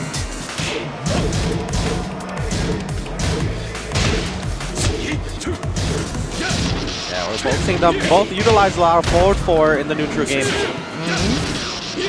I mean, you just step it. You gotta time it. I feel like that was like a Running Black setup from him. You don't see Speaking play like that, but he's like, that works for Running Black, I'll try it. You know? That's definitely, I've heard him say that too. He's like, I'm doing a lot of things that Running Black does in neutral, and it works, but I don't know why it's working. Is this enough damage? It is enough. Nice comp from Dan Banter, ties it up. Round 3. Fight. Nice action kick. Against the wall. Way too close that time. Uh-oh. Punch parry setup. Floor break with it. Tons of damage. Hey. Yo, Dan Banter with the perfect. All right, we are at the bottom floor now. No more floor break combos available.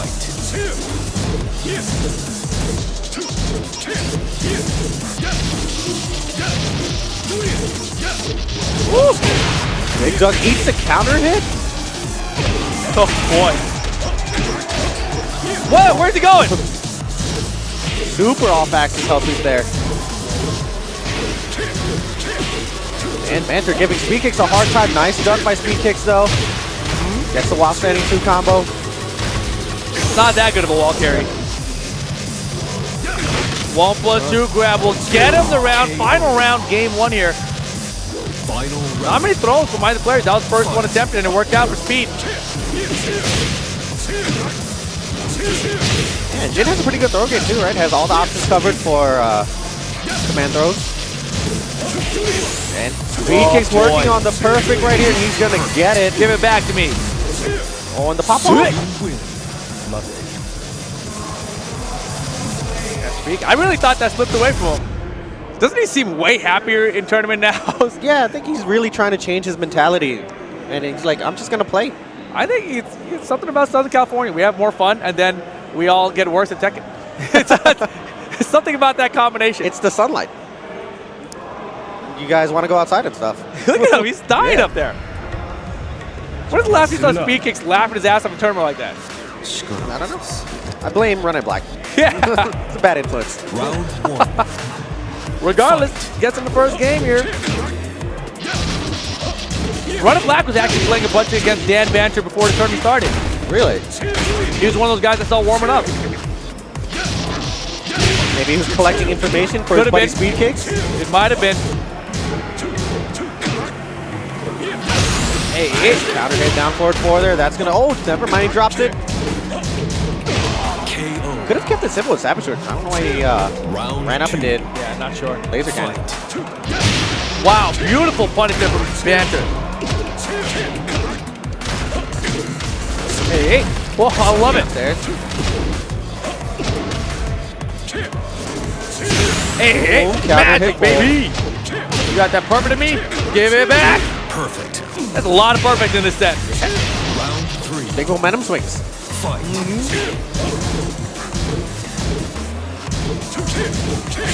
Speed Kicks trying to check with the quick pokes here. What is even happening? 2-1. 2-1 is happening. Is this Tekken 4?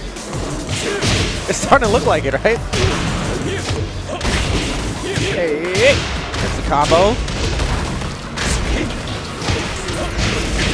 All right, wall stand 3 for the resplat. Good combo, Now Dan. again. Man, stepping on his scarf. Tried to hit him from the back to 1. Didn't find it. Now picks up with speed, but no. Dan Banter closing out the round. Round 4. Trying to get on the board here and tie things up 1 apiece.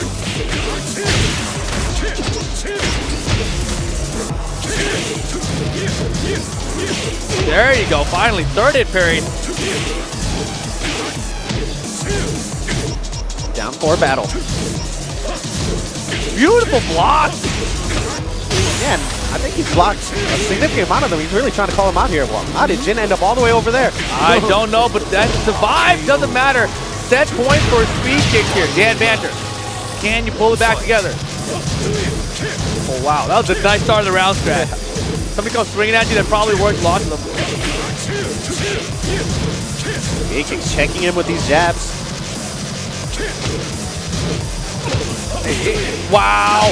And that's what Speed tried on Dan earlier. Speed ends up falling for it this time. And the wall flat. Get him to another wall. Wow. I can't believe that all worked. Same string, and oh my goodness. Dan Banter tying it up. Oh, pops off right back. 2. All right, 1 apiece. Speed Kicks. Not sure if he's going for stage select or option. I mean, option. Yeah, Option select. He's definitely trying to option select. yeah, he's making an option select up right now Jin Kazama. in the form of a tweet. All right. He looks like he got plenty of sleep anymore. last night. Yeah. I mean, he's probably thinking about the character he's got to choose. If he's the character select, is it going to be Jin? Is it going to be Hwoarang? I think it's going to be Hwoarang. I don't think he wants to do it, though. I think he wants to get it done with Jin. But he's gonna do it. He's gonna say, all right, I don't want to do it. I didn't want to do it, but here comes Hwoarang.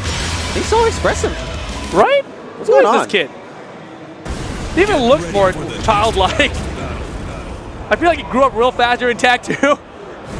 And now we're seeing the child return. You guys getting one of those medicinal permits out there in SoCal? We're in Atlanta, bro. Different rules. All right, Speed Kicks with the Hwoarang pick here. All right, storyline battle. Yeah, this is how you lose an eye. Round 1. Fight.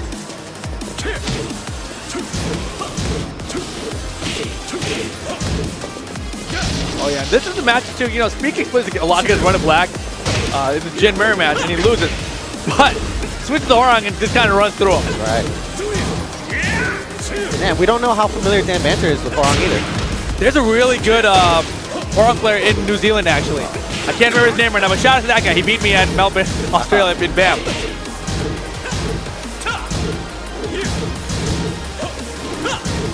Oh.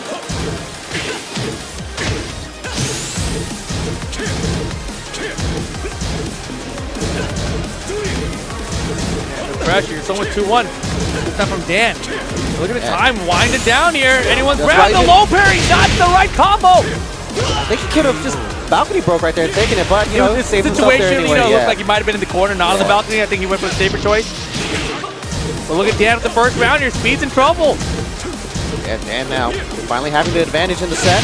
Whoa! Going downstairs. Wow, the double wave, that was tight. He pushed him forward so he can get him to the wall. That was beautiful. Dan Banter's on fire right now. Speed's in big trouble. Rage mode for Speed, but all the pokes are working out for Dan right now. Set point for Dan Banter. Horong has knocked him around. This is sick. He posed on him. Okay, game on. Oh, back turn. That's a crazy floater.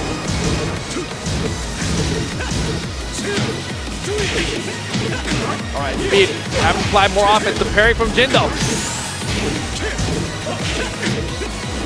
Nice oh, parry. He got it. He's going to die, though. I thought he was going to absorb it. It absorbs nothing. Solo health. Tons of damage on the Rage Art. Speed kicks. Is he out of the tournament here? Lost 94 floor The versus drive. Rage Drive. Counter hit? Not sure, but Speed Kick staying alive here. Needs 2 more rounds. Dan, 1 more to close it out, eliminating Speed Kick from the tournament.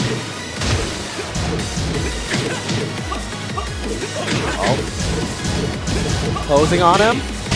Nice counter hit. Yo, Speed is going in right now. Throw tech this time. Perfect.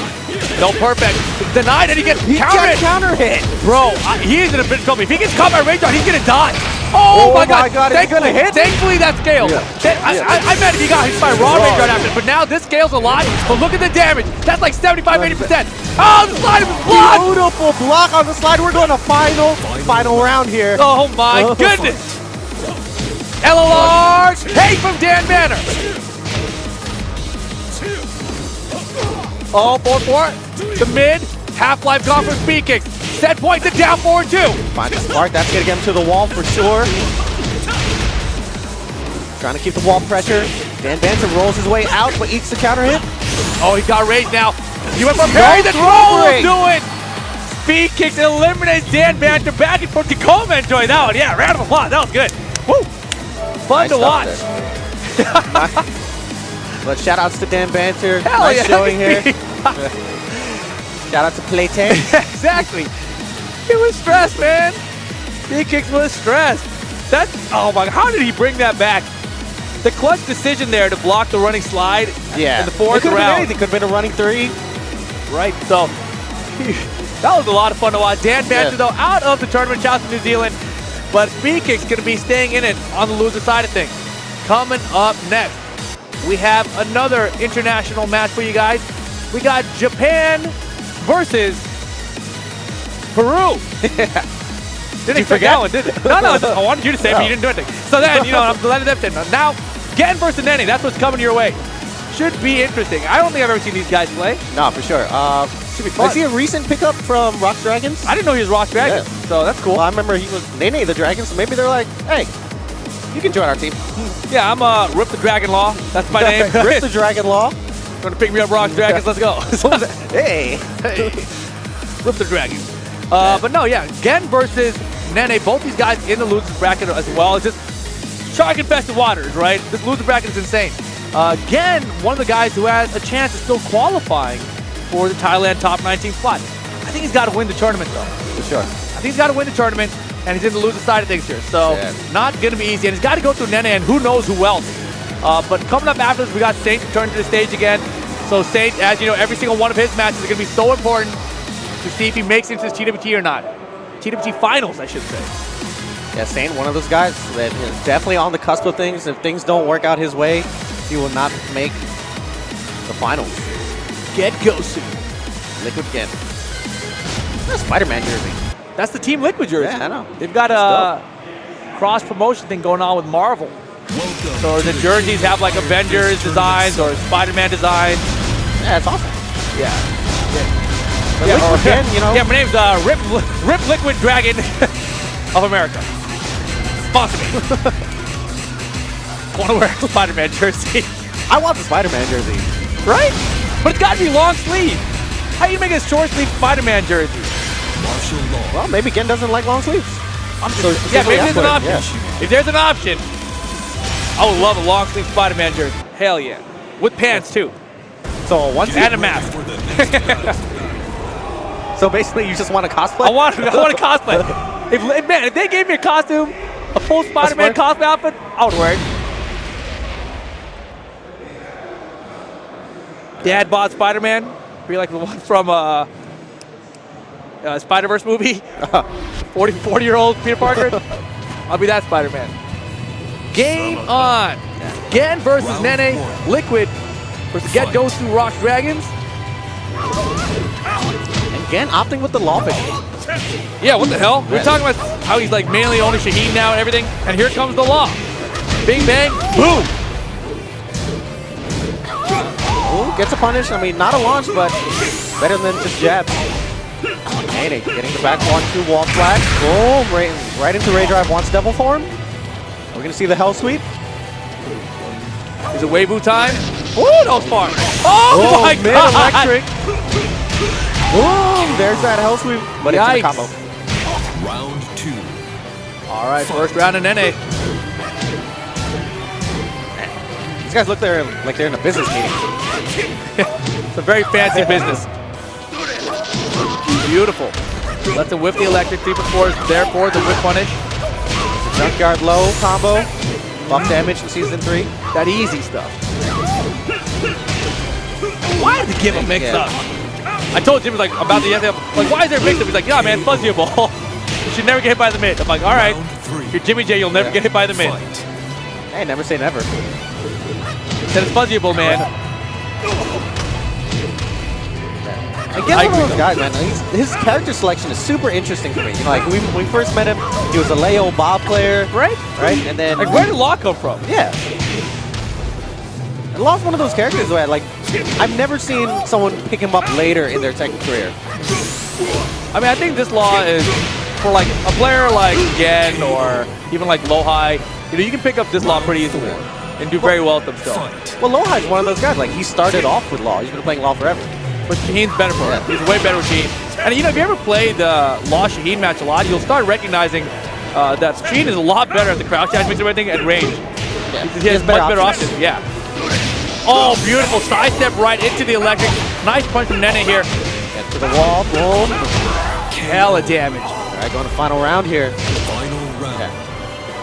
Fight. I almost feel like Gen kind of picked Law just because he feels like this matchup is probably better than Shaheen. Is it? I don't know what makes it better. I think he's allowed. Law is allowed to be more aggressive. Nice launch here from Nene. It's not going to kill, but he does get the wall. Nice stature kick to end it. Nicely done. Nene. Close first game though. Final round situation. Nene getting it done against Gen. Now Gen, he's got to decide though, right? It looks like he's going to character select. Very odd to see him use Law, especially in this stage of the tournament, right? Like your top 24 loser side of the bracket, you bring out the Law now. Is he gonna go to Shaheen? I believe so. Shaheen. There it is. Shaheen getting locked in for Gen here. Ran to the stage, last day on Earth. Get ready for the next battle. I wonder what he doesn't like about Leo and Bob in this game. Hey, you should ask him. It's a good question. Bob, you know, we saw a lot of people try to use him recently. We saw Saint even pick him up again recently, but just not a lot of success when they've gone to Bob.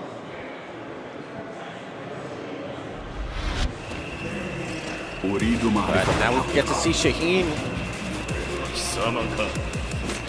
Round Let's see if this matchup works out any better. Fight. And the thing was, you know, even with Law, he didn't do badly. He went to final round. He was playing solid. Yeah. No.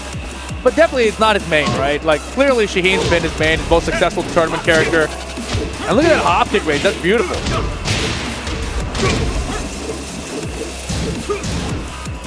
Shaheen's hop kick is basically Law's flip kick, except safer. I feel like it's like almost equivalent to Law's current 3+4 in terms of range.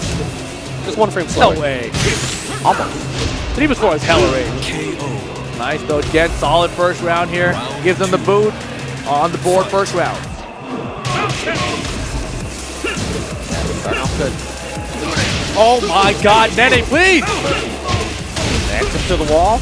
Mini wall combo. Oh, slaps his face. Yo, Nene is hype. Sneak dance into the crowd dash, makes him get the slide out of it. Hellsweep out of nowhere, and he is dead. Yikes, on the wall, off the wall. Yeah, that's the thing with Kazuya, right? Kazuya players are always looking to see if the wall is right to your side. Damn, he got me excited. My boys went to a new option. Oh god. Nene, please. Shut up. Right, nice slide. Guaranteed follow-up. Wow. Nice, stuffs him out of the lane drive there. With down back too? Round 4. Fight.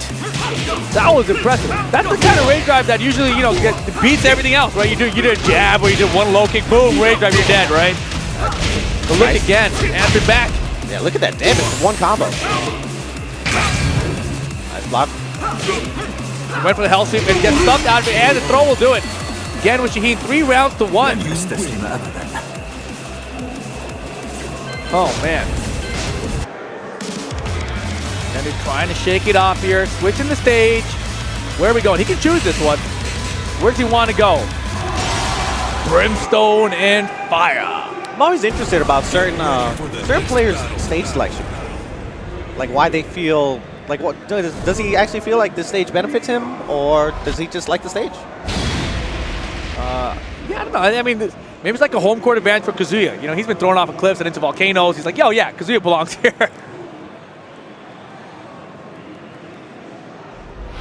Going right into it. Or sometimes, I definitely understand taking away a stage from your opponent. Right, You know? definitely. Yeah, just switch it up because that's the stage that they're most familiar with, right? So just throw something different at them. Round 1. And do But you everyone, you know, if you go back to season 1 of the TWT, we always random select. So everyone's played in every stage, basically. It's not like the game has added a ton of new stages since then. Nice hop kick. Alright, gets the wall. Hey.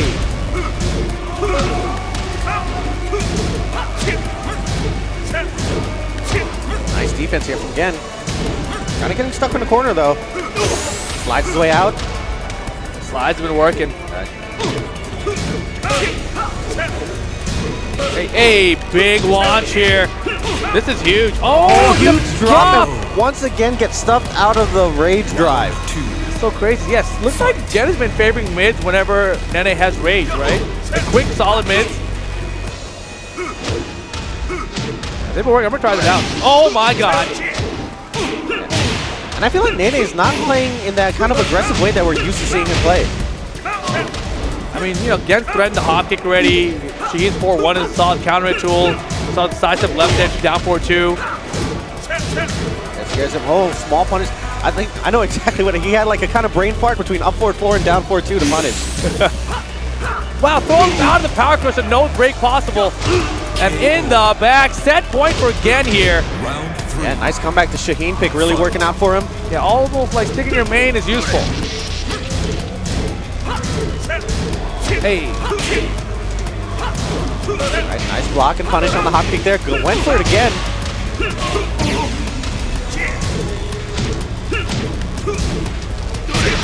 Counter. Oh boy, Nene. Signs of life here. Not gonna be able to kill with this. Where are we going though? Punish that. KO. Yeah, Safer in this version, but doesn't matter. Exactly, they did change it. Fight. So that is still gonna work regardless. Back 1-2 from Kazuya. Nene still in it. Final game here. Get the float combo. Yeah, he's been doing a really good job of stuffing out these hop kicks. Wow, the Weibo into the L2 this time for the wall splat. Another one maybe? The 2 throw, surprising. Oh, God, yeah. Beautiful whip punish there. From Gen gets the wall. Cat catch? What? That wasn't even guaranteed. No. He was facing forward. In fact, it got even worse for him. Damn, girl! Final round. Liquid Gen versus Rock Dragons Nene. That came out of nowhere. Yeah. Finally landing that blue stuff. And the health music coming. Yeah, this is the Nene that I'm talking about. We were used to Oh seeing. my God, The he's going in. aggression. Is he gonna win with a perfect? He might. He that was might do it. The perfect for Nene. What a comeback. Wow. He was looking so grim. That's what I was mentioning earlier, right? Like, I was not used to seeing him play at that slow pacing, but as soon as he turned it up, man, he just ran all over again. That was impressive. Gen out of the tournament here in losers round 1 of top 24. Good stuff to Nene, man. Yeah, really Good impressive stuff. Exactly, yeah, Peru coming through. Nice. Thank you. Yeah, I really love seeing their style of Mishima play, so I'm happy he's still in the tournament. Yeah, I'm looking forward to seeing how he does next. Exactly, with top 16 going to be coming up in just a few minutes, guys. We're going to take a short break. Don't go anywhere. Top 16 action coming your way just after this. Guys, welcome back to DreamHack Atlanta 2019, where we are here with the Masters event for the Tekken World Tour. I'm Reno Face, joined with by Bloodhawk over here. We are entering losers top 16 right now, and points are on the line, and a lot of people are in jeopardy of not making the finals in Bangkok. Yeah, lots of good matches so far. We got, recap with me what happened in the first set of matches. We have Anakin over Book. We have Jimmy J. Tren over Take. We had Jimmy J. Tren over Take. We had Speed Kicks taking it over New Zealand. Yeah. So lots of good matches so far, and we're going to keep going. We're now in top 16 territory. And our first match, these guys are taking the stage right now. We have Genuine Gaming Saint from Korea versus 7 Cities Gaming's Seiko. Right. We talked about it yesterday. This guy's Saint. He's got to keep trying. He's got to keep working towards getting some more points to secure his spot for the finals in December. Yeah, unfortunate for him, he got knocked into the losers bracket surprisingly early. Right now trying to make a run for top 8. And he's kind of like in that gatekeeping position right now of the tour. He is the gate. Yeah. So, yeah, mentioned yesterday, let's see, we got Junding, Gen, Take, Book. They all have a potential, if they do really well, to take his spot today. So he's got to keep winning. He's got to keep trying his hardest until everybody else is gone, at the very least. Yeah, because he kind of had a slow start at the beginning of the tour. You know, he wasn't around too much until he got picked up by Australia's Genuine Gaming.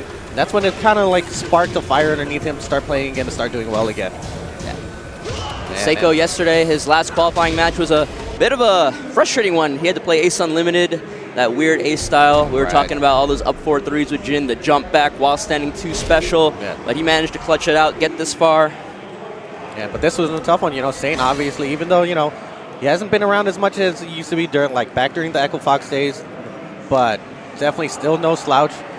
So Seiko definitely has his work cut out for him. And there's definitely like this dark period for him before he got picked up by GG. Punished Saint, had that beard, the raggedy beard, the longer hair. But ever since getting picked up, it's kind of, he was here in America for a little while. I remember us talking at Summer Jam, kind of like trying to reignite the fire, the passion for Tekken in general. Seems to have found that just at the perfect time to try to make that final push to secure his spot for the TWT Finals. True, yeah, we've been seeing him everywhere. We've seen him at Australia tournaments, West Coast tournaments, East Coast tournaments, you know. Now Seiko has left the stage for the second time. All these guys are getting ready to play. So I believe we're going to see, I want to say Jack versus Dragunov, yeah. A match that at least Saint should be familiar with. Oh, yeah, for sure. Dragunov, one of those characters, man, like everyone's familiar with the matchup, but that doesn't make it any easier. And Seiko making my ears angry. All right, these guys locking in the characters that we thought they would.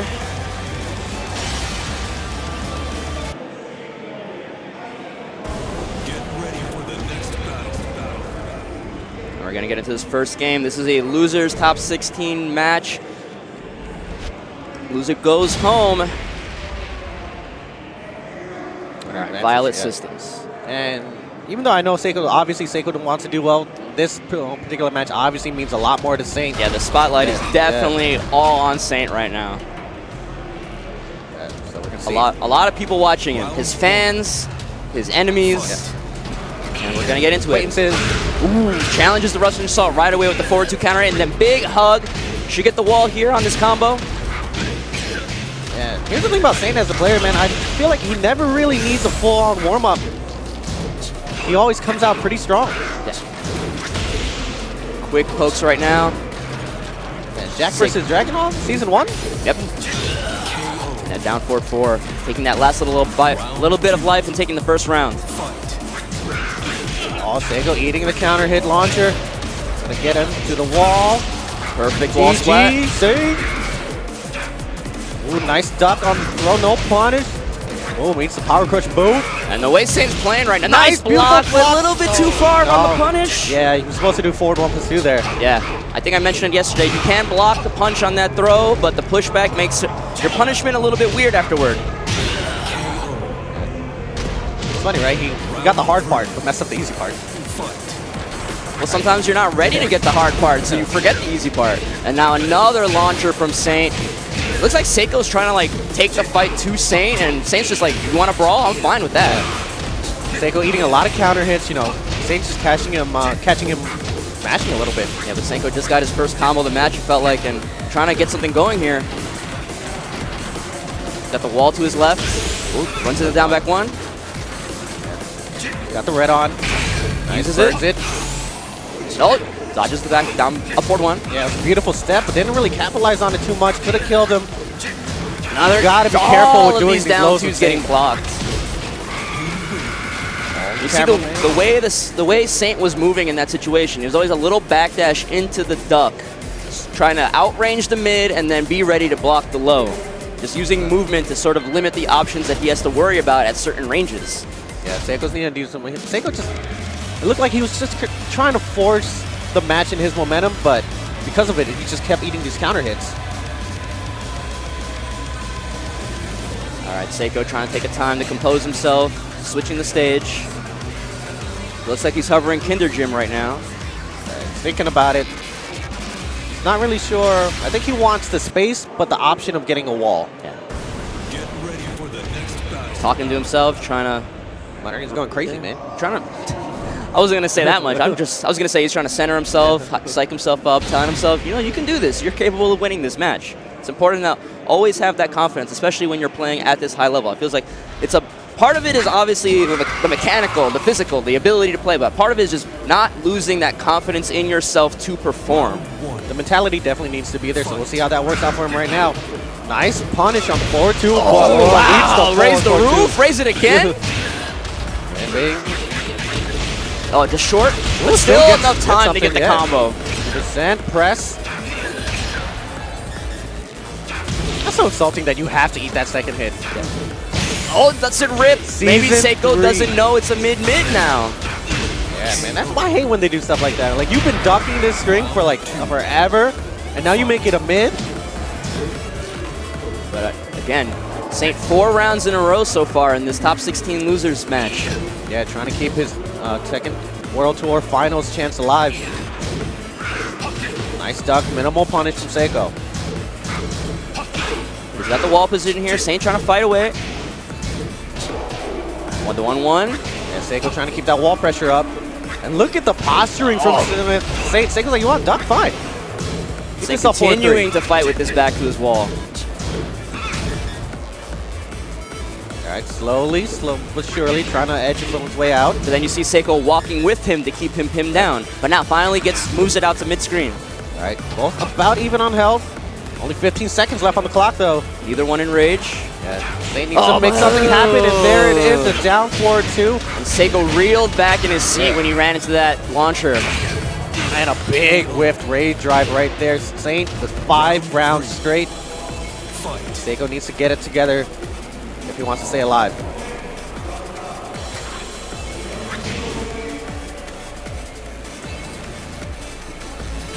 Saint just chilling. He knows he has so much room to breathe here. Right. He's doing okay being patient, but you know, he is down right now. And he's having a really hard time just kind of catching Saint.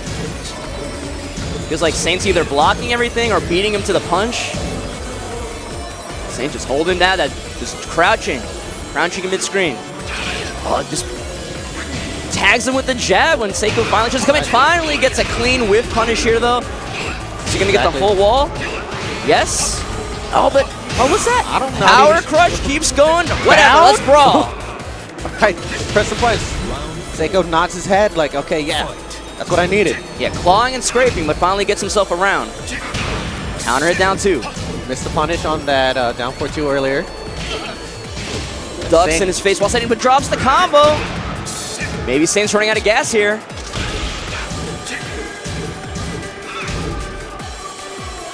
Tried to walk the jackhammer, but still forced to block. Seiko with a small lead right now, but wouldn't be that hard for Saint to catch up. Little whip punish on the jackhammer. Breaks the 2-throw. I like it. Seiko still trying. All right. Puts him into rage with that sleigh ride. Another one. Do it again. 3 lows in a row, and finally the wall standing 4. All right, Seiko, 2 rounds now to his name. Nice block. Oh, punishes it with the crouch throw. 13 frame startup on that crouch throw. Breakable, but a 50-50. All right. Can you get the wall on this? Yes. Boom, boom, Saint. That position. Jump over Eats the tech trap. launcher. Is this going to be enough to kill? I don't think so. It's just short. Running 2. Running 2 again. Back 2. Spends the rage drive. Up. Back to the getaway from the down 2. Yeah, really interesting option there. You know, he could have got floated with a mid, or he might have just like kind of avoided it. Yeah, and signs of life there at the very end for Seiko. Was trying his best, but Saint managed to take that final round, and he continues to stay alive in this final TWT push for him. Yeah, definitely exactly what he needed to stay alive. But speaking of staying alive, right up next, we're going to have UYU Junding, who is also in danger of not making the TWT finals. Yeah, and he has to play Amplify's Rangchu, who just tweeted a little while ago how sad he is that this match has to happen. He said he knows if he beats Junding, his regular season is over. He wants Junding to win, but he knows that he has to play his best. Yes, you know, it would be disrespectful to everyone if he actually tried to like throw this match or something. We don't do that. But you know, at the same time, he also said it's both of their faults that it's come to this because they both lost in pool play. So they're talking, they're getting ready, they're getting set up. Yeah, both of these guys friends, obviously. It's not a team kill, it's a friend kill.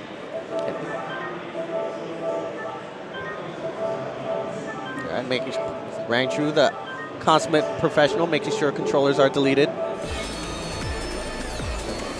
I am curious as to what characters they're going to pick. We saw earlier Junding had brought out his Lucky Chloe, and he did very well with her. However, Rangchu, a Chloe player himself. So I think we're going to see Eddie Bear.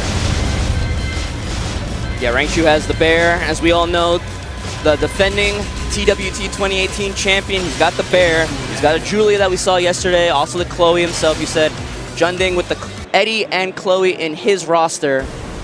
Let's see what these guys bring out in this first game. It's another loser side match. Junding, like Saint, has to keep trying to push. He has to do, at the very least, he has to do better than Saint. He has to make at least at top 5 to get enough points to overtake Saint's spot in the standings. It looks like it's going to be Junding with the Eddie Gordo and Rangchu with the tried and true Panda. All right, G-Corp. Crazy combo stage. Fight.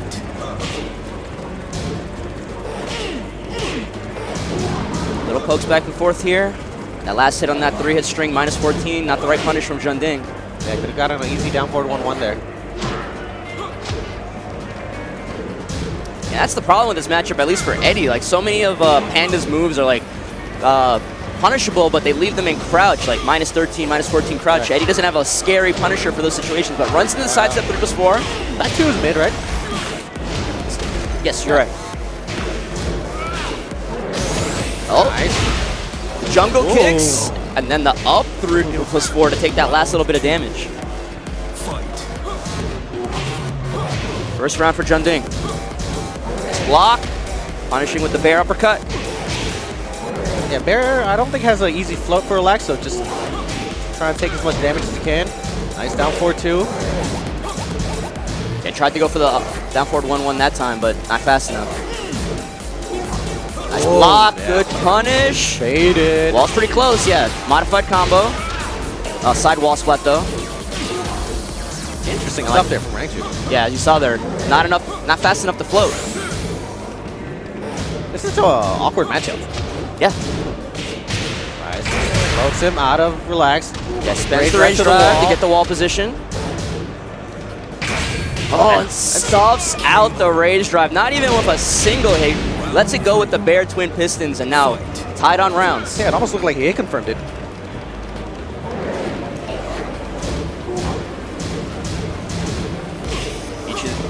Both these players checking each other with these little pokes.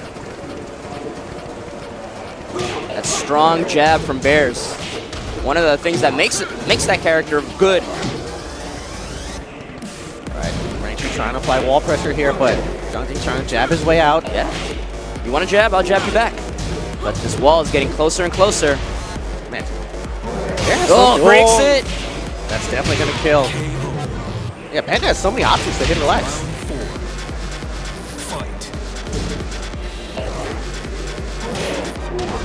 Including, if he gets in the rage drive should pick him up.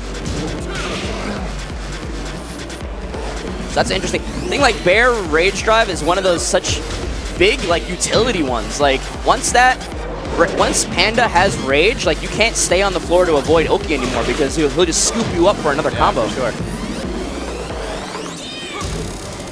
All right, 33 seconds. Both players playing really minimal. Not trying to overextend. Like playing this slow game. Both these players used to it. Breaks the rodeo throw. Yeah, I think Junding he kind of just wants to hold on to his life lead right here without giving anything up. And nice whip punish there. Yeah. Spaced out the second hit of G-Clef and then ready with the whip punish. Oh, in the butt. That's a big butt. Rangchu trying. Finally gets an opening for a big punish. Wow, what a combo here. Berserker Barrage, getting Oki, and then runs up with the hop kick string, just enough damage to take that last round with a perfect Rangchu up the first game. Junding with the little nod, that's pretty good. It's a solid play from both players.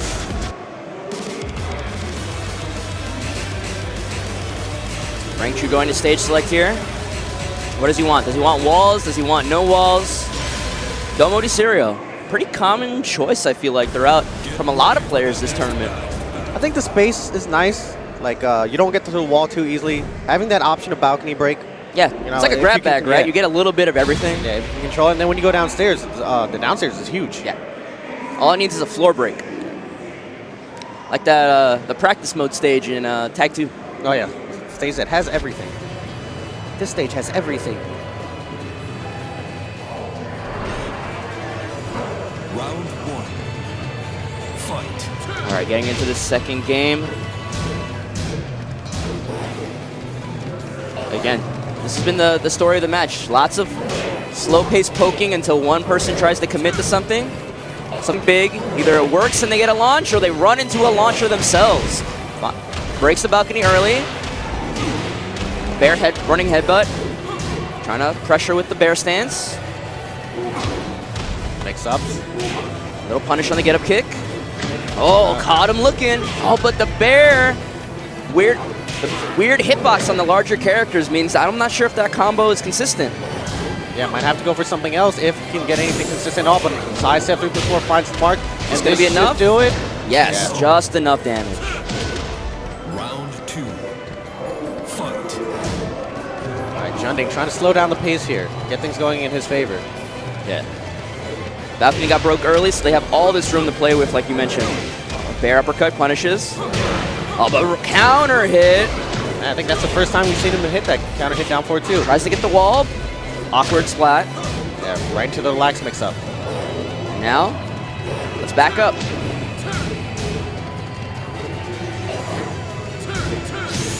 Junding being so cautious here. Just little jabs, little strings, but opens himself up for a punish.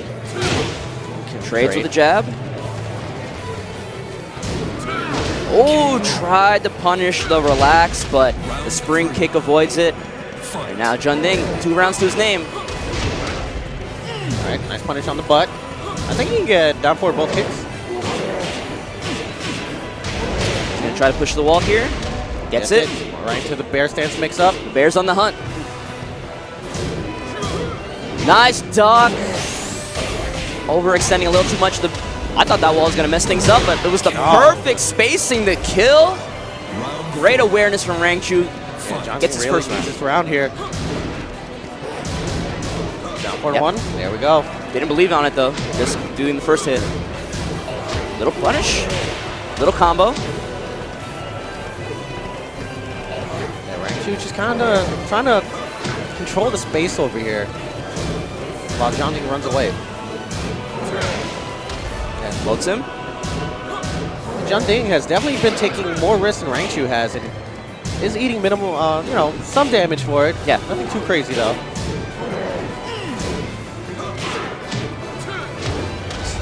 See both these guys using strings, sometimes finishing them, sometimes converting into stance instead, like right there, not finishing the third hit. Spends Rage Drive, just get some room to work with here. All right, but only 13 seconds left. It's still anyone's game. If Rangchu just gets a good hit before the time runs out, we'll take this round. That's enough. He gets a little bit of a life lead maybe here. No rip. Is he going to finish the string? Nice block. Oh, down back 4, and he's just going to run away for that last second. And Junding staying alive in this losers bracket top 16 match. Yeah, he had to play that second game so slowly, so cautiously. He knows that a tattoo? Yeah. But Rangchu doesn't care to switch state, switch characters. They're going to go into this final round. Well, it starts off with the butt again. Nice block on the slide. Double punishment, gets the wild standing 1-3. Just going to more than even it up. About half on. Goes for the wild standing too. Junding trying to check with these jabs. It's really strange. The way Junding is playing, like, it's minimalistic, but with little risk. Yep. Nice great drive. Catches him out the air. And nice conversion. Now Junding in the lead here. This match is so tense. We said before, Junding's trying his hardest to take that last spot away from Saint, but he loses here. His regular season is over. Right, and that's what I want to see. I want to see them actually have to fight each other for it. Yeah.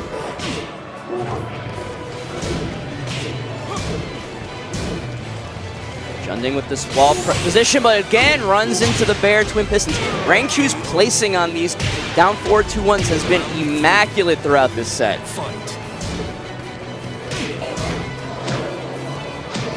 All right, nice low pose. Checking with the jab, ducks. A little slow on that punish there. Oh, eats the last hit. And still recovered fast enough to convert. Boom. Oh, tried to get the reset with the Salmon Hunter. Trying to make something happen. It's called with the low. Oh, no punish on that twin piston. Just got jabs. This is not the time to be missing the punish. Spends Rage Drive, trying to get something going here. Finishes the string. Yeah. To the wall. He's got to be careful here. Bear does have rage. Spin finishes it. Yeah, an easy punish there. All right, Junding. He gets this round. He stays alive in the top 16 losers bracket. Moves on. Looking like he has a pretty good lead right now. Slowly trying to push Rangchu to this wall, but Rangchu using the running headbutt to get himself some space. Finishes the whole string. Again. Oh, uses the back 1+2 to avoid the third hit. Again, spends Rage Drive. That last trump card is used, but with punishes decisive. Drops the combo, though. And now the Junding special spends the Rage Art. Doesn't work out. I'm not sure if at this point in the set it was time to play that card. I don't know, but right now we're going to a final round between these two in the losers bracket. I think he's going to have to be very careful here. trying to just chip away a little bit. Nice whiff punish. Using the down one. Yeah. For the full wall carry combo. Right into a relaxed mix-up. Gets the 3-4.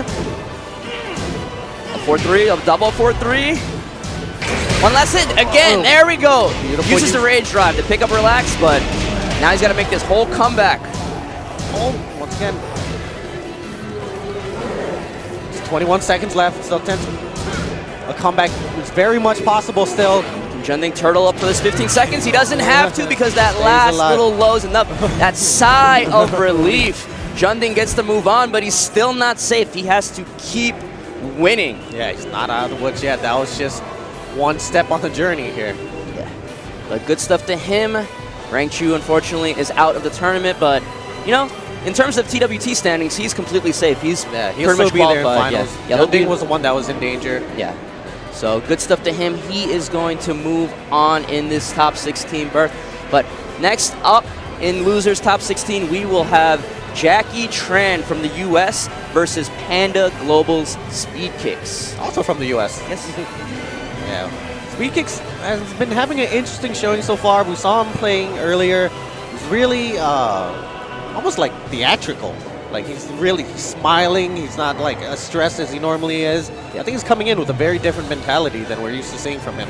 Yeah, I think he came into this tournament with the desire to be like, all right, you know, I have my trip to the last chance qualifiers covered thanks to Bud Light, winning the Bud Light gaming qualifier. So he wanted to come in, just clear his mind, just only play his best, not worry about results. And for more or less, it's been working out for him. Yeah, I mean, he's made top 16 already, right? Yeah. So it's definitely having an effect for sure. Yeah, so, you know, his loss yesterday to Book, really the only time where it seemed like he was struggling.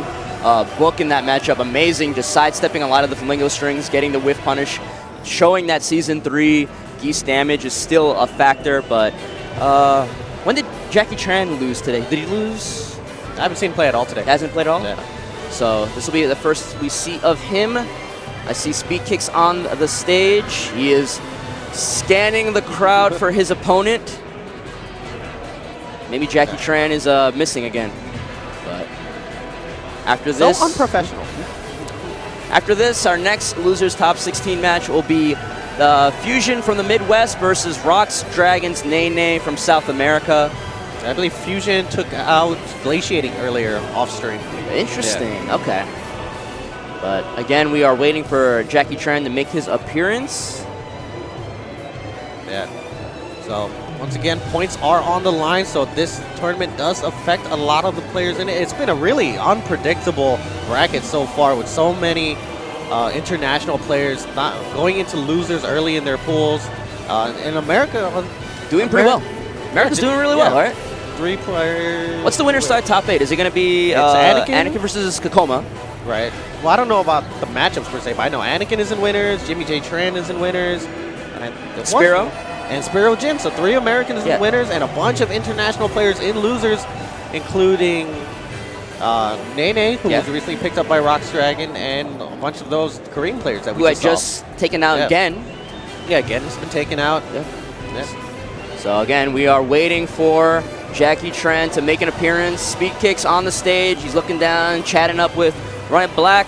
Speed Kicks, a recent immigrant into Southern California. Yeah, he's been out there for a minute, and I think that's another thing that's really helped him. Kind of like, I don't know about help, but change his perspective on the game. You know, I think he's just been having fun playing against Avery, Ryan Black for a while, and you know, they're just 2 kids having some gin mirror matches. You know. Ryan Black, Speed Kicks, you know, recently tweeted saying, like, all you really need to do to get better, so all you need is one other person that wants to get better as hard as you. That's true. We see that all the time in different scenes. We see that in Northern California all the time. Bronson Tran and Jimmy J. Tran, who's on the tournament, playing each other all the time. And we're going right into the RPS. Who won? I looked away for a second and it was over. Yeah. I assume Speed Kicks won because everyone always wants 1P.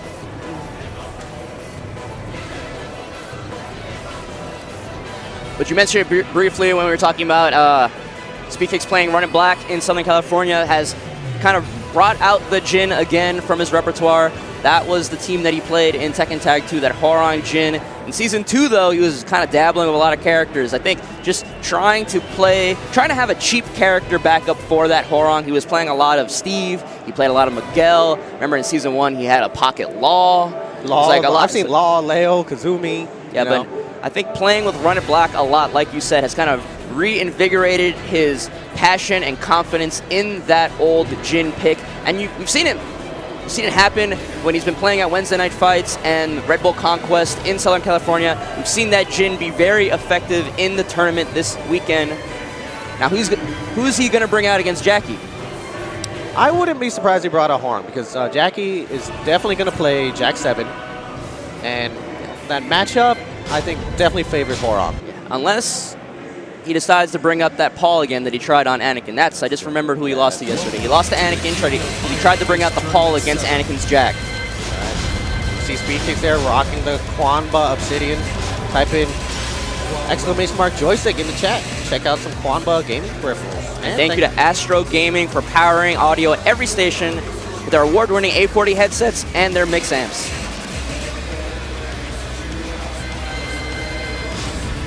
I really don't think we're going to see Paul Phoenix. I think that was a one and done. Yeah. Jack 7. Well, we talked about Speed Kicks having his trip to the Last Chance qualifiers in Thailand in December secured. And we also talked about him not trying to put too much pressure and just focus on playing well in this tournament. But if he continues to play well, I believe if he gets at least a top 3 placing, he has a chance of actually just outright qualifying for the finals on points. He has a chance, but then the cards just kind of have to fall his way. If you guys are interested in keeping up with that drama with this event, check out Ace King Offsuit on Twitter. And he's been keeping a lot of updates up there. Round 1. Fight. As you said, there was going to be the Hwoarang versus Jack. Speed Kicks has a lot of experience in this matchup. In Tekken Tag 2, he had to play Anakin so many times in tournament. Yeah, to the point where he started picking Jack himself for a while. Yeah, just to learn how to play the mentality of the character. That's such a a lab monster habit, right? I got to figure out what the mentality of playing against this character is, so I'm just going to pick up the character and get that mindset. But spends the Rage Art early, easy punish, no pushback because the wall was there. Double Peacekeeper combo? I like it. Yeah. Round 2. Fight. Alright, that makes it 3 Peacekeepers in a row. Using this Peacekeeper to keep the peace. Yeah, as a spacing move, but finally gets caught out. I was going to mention how he's using it a lot because he doesn't have to worry as much as a character like Jack of stepping it. But if you get beat out straight out, breaks the throw. Jackie Tran with a nice lead here. And you see this Speed Kicks using his movement. Perfect punish with the Plasma Blade. Might get the wall on this combo. Just a little short. Alright, Jackie Tran does have the rage right now. Is he going to spend it on the debug? You know that Speed Kicks is going to be looking for it. But only 15 seconds left. Using no Torpedo low parry there. I was really expecting him to. Round 3. Fight. Quick 2 rounds for Panda Global Speed Kicks here. Hunting Hawk. Jackie Tran trying to work the legs with those down back ones. Back 2 gets blocked. And you see this range that Speed Kicks is playing at, just outside of down forward 1, outside of down back 1, outside of jackhammer. And look at that wall pressure. Gets the counter wall splat there. The Speed Kick special. 3 rounds straight for Speed Kicks. Very clean play, very experienced in the matchup, as we mentioned before, and it showed. The ranges that he wanted to play at, the punishes that he was ready to execute. Jackie Tran thinking about, is considering a character switch. Are we going to see that Paul? I don't think so, because you know what? Even though it was 3-0, I don't think it was like a complete wash. Like, it's not like a give up hope kind of situation. It was just, Speed Kicks just happened to find the right moments. Yeah. Instead, he opts for a stage switch and goes to Infinite Azure. One thing that you can definitely do is, against Hwoarang, is try to take that wall away from him. You saw that final round solidified with that crazy wall damage that Hwoarang can output. But you know, somebody like Speed Kicks who likes to move around, you know, this works out for him too. He gets to just outspace this Jack as much as he wants and not worry about cornering himself. Challenges with the forward 2, they trade, gets the 3, but tries to hug, perfect backdash, Plasma Blade with punish. That's the thing about the Infinite Stage, it works on both ends. It helps Speed Kicks get away as well.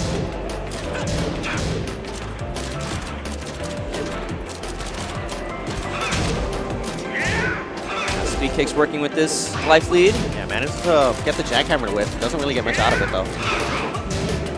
Yeah, he's really loving this Peacekeeper. Jackie Tran, little tap, walks away, but then again with the forward 2, they get that whiffs. Yeah, I think Speed Kick's spacing has really been doing a lot of work here. He's getting Jackie Tran to whiff a lot, getting these Plasma Blade whiff punishes. I mean, it's one of the things that he really prides himself on. Having that good spacing, being that Korean backdash, moving backwards so quickly. Nice, gets a follow-up. Nice Nice low low parry. parry. Caught the timing on that down back 1. You see Speed Kicks, he's never going for full damage on these jugglers. He's always cutting them short or making sure that his ender gives him just enough time to run up and continue pressure. When there's no wall here, you don't have to go for full carry and knock them full screen. Spikes him down here with Hunting Hawk, yeah.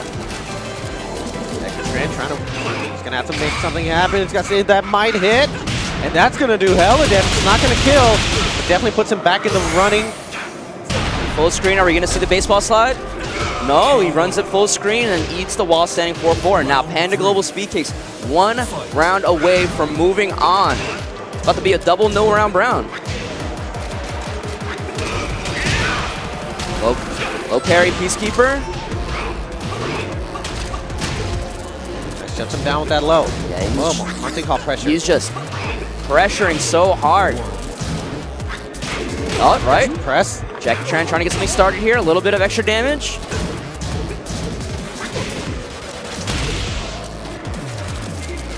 About even on life here. Peacekeeper. Speed Kicks gets a slight life lead. Another Peacekeeper. Step by 1, beautiful. Down 4-2 finds the mark. That's exactly what he needed. It's not going to kill. Goes for the double bicep. Okizemi eats the back 2 right in the face, right in the eye patch. Yeah, Speed Kicks stayed ducking for the whole time. Really thought it was going to be a low that was going to end him. Jackie Tran getting around here. Woo, Megaton Punch.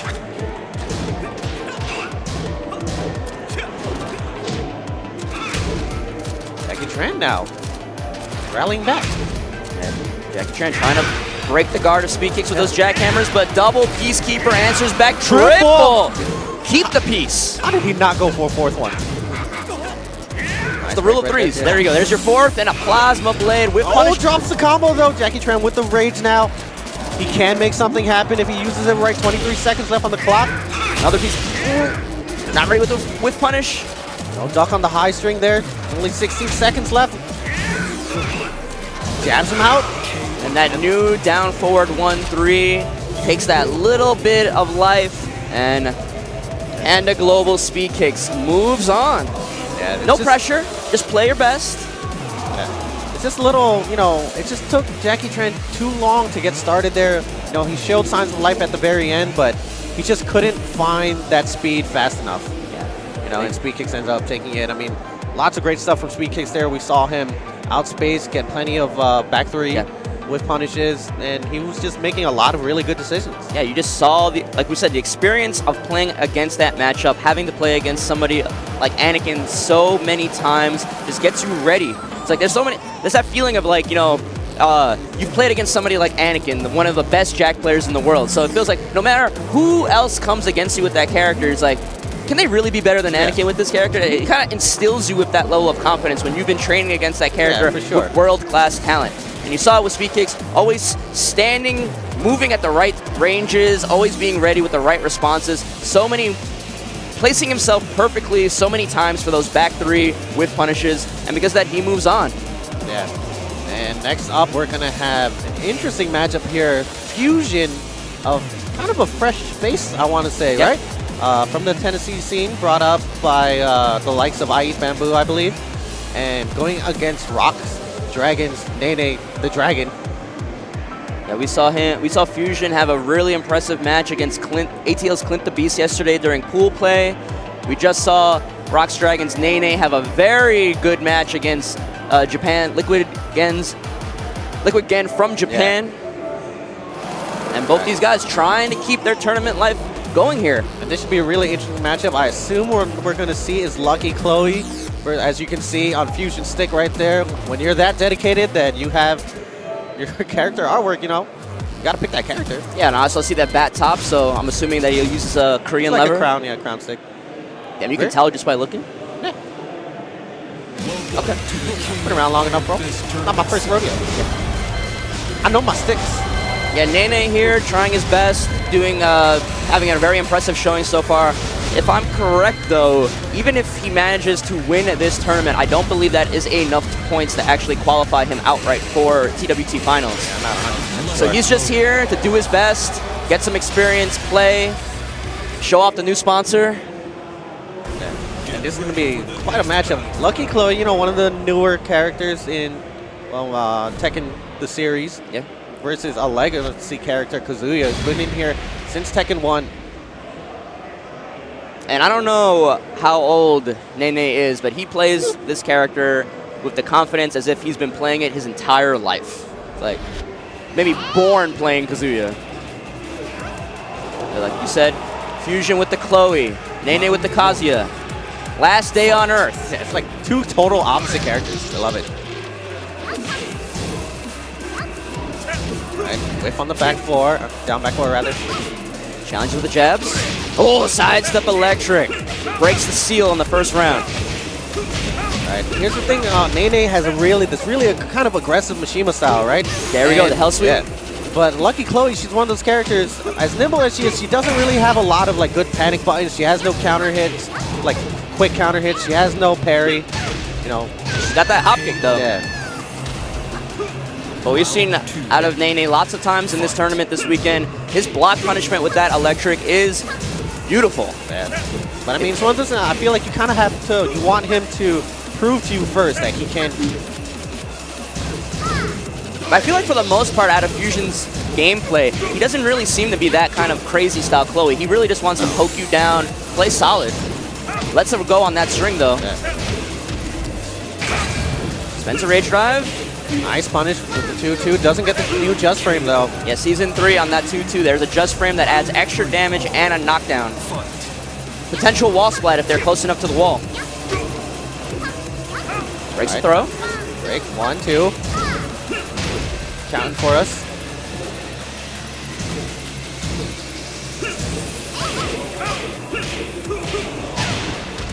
Uses that new back 1-2. Nice wall combo in the corner. Next to all these degenerates. And you know, a lot of people focus on Lucky Chloe's damage, saying how cheap it is. But you know, another character that is not lacking for damage, open space or by the wall, is Kazuya. But I'm not sure why he got hit with that full string. Was it a side? Chloe's showing off that damage enough to take that second round for Fusion in this game 1. But Nene, unbothered. He's using those electrics, trying to push towards the wall. Oh, that up hot kick. Boom, boom, boom. Oh, tries to get Oki. Pretty creative. Oh, but hell sweep. Oh, and manages to scoop him off the wall. All baited out the get-up kick, but you know, doesn't get too much damage. Yeah, the double jab really scaled the combo heavily. Oh man, he definitely, wow, he closed, while Fusion managed to close out, if he had gotten that just frame 2-2, he would have gotten there a lot sooner. Fusion, drinking that monster. He's young enough to put that poison in his body and not have it affect him later. Get ready for the next battle. And he's sticking with Kazuya. Just wants a stage change. Doesn't feel like that helped him. Going for infinite.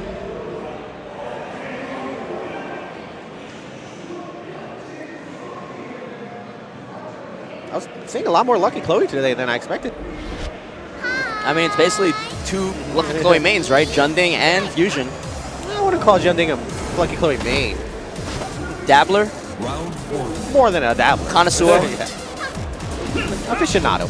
But Nene opting for the infinite stage, like you mentioned. Trying to take the walls away from Chloe, but Chloe gets the right juggle starters. It doesn't matter if wall's involved. She can still delete your life bar. Well, here's the thing, right? Everyone knows about Chloe's California roll. Like, you see her, if she goes in the back turn, you know that you gotta be careful. Just like that. Nice sidestep. Exactly what I'm talking about. That's why I think Fusion is doing better because he's not going for that California roll. But you know, first round, second game, when you're up a game, maybe you show like, how can this guy deal with it correctly? And Nene showed it, and it manages to get him that first round. But now, you know, Fusion has the data. Maybe he won't go for it again. But Hell Sweep. Stature kick. Nice down 4-1-4 in the back. Another Hell Sweep. Interesting. Weiwu into low there, and the 4-2 power crush out of nowhere. Quick 2 rounds here for Nene.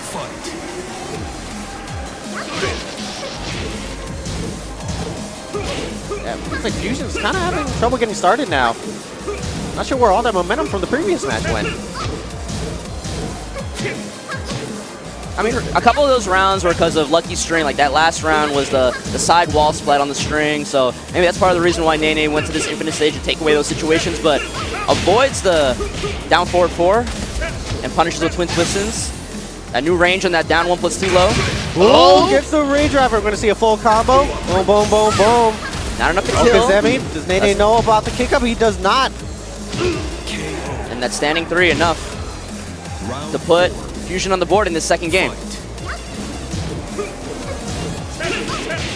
Nice punish on the down forward 2. And here's the thing, we've seen nice counter hit there. Falls for the string. Boom, boom, finish. No, goes for Okazemi. Hell Sweep. You saw Fusion like hard ducking there, expecting the Hell Sweep. Doesn't bother Nene. California roll mix-ups. Small whiff punish there. It's a counter hit forward 2. Breaks the generic throw. Whoa, runs into the counter hit back 4. Throws him out of the rage drive, and that's just enough to take that third round in game 2 for Nene. It is now tied 1-1, and Fusion instantly goes to stage select. Give me my walls back. Yeah, I wonder if he's going to go back to Last Day on Earth, or just a different wall stage. Mishima Dojo. Nene a little tilted the head there. I think that was the stage that he was picking when he had the option of stage select yesterday. I mean, it's one of those things, right? It's a very basic... I like the stage myself because it's a very basic, fair stage. You know, you don't start off at a crazy angle or anything. I'm just lazy. Yeah. It's the first stage on the list. You tap right 1, it's like, okay, I'm going to go there and practice. Yeah, but if you tap left, you can go somewhere else. All right. Final game between these two to try to make it into top 8. I feel like most of the combos we've seen from Fusion have been off of like crazy wall conversions and stuff. He hasn't gotten like an actual lot of just raw straight up launchers. Oh, well there's one right there. Counter hit, full crouch, down forward 1, gets the wall, boom, boom, down forward 1. Doesn't end it with anything though. Interesting. Oh, but sidestep, back 1-2, not close enough to a hard wall splat. Nice backdash there on the down forward 3 string. Little slow with that down forward 2 after the step. Burns the raid drive. Oh, gets the wall splat. Beautiful stuff there. Takes his 50-50 after the raid drive. That was down forward 3-3, right? Natural? Correct. Yeah.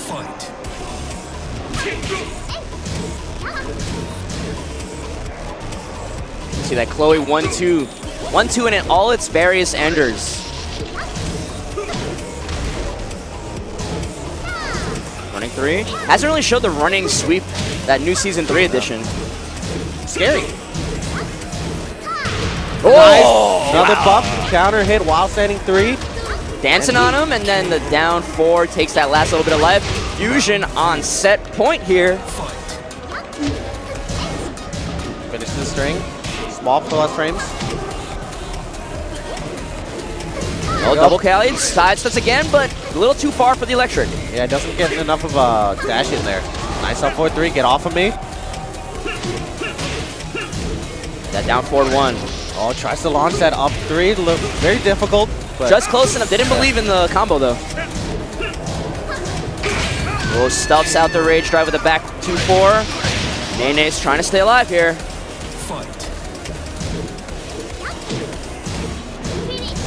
Get into the string, doesn't know. Nice block. Finally sniffs out a hell sweep and gets a big punish here. Gets the wall. Full combo. Yeah, Half-Life gone. He's gonna try to keep him by the candle. Crush mid, stuffs up, rage that run. was a cool, full counter hit, but he didn't finish the string, but gets the match anyway.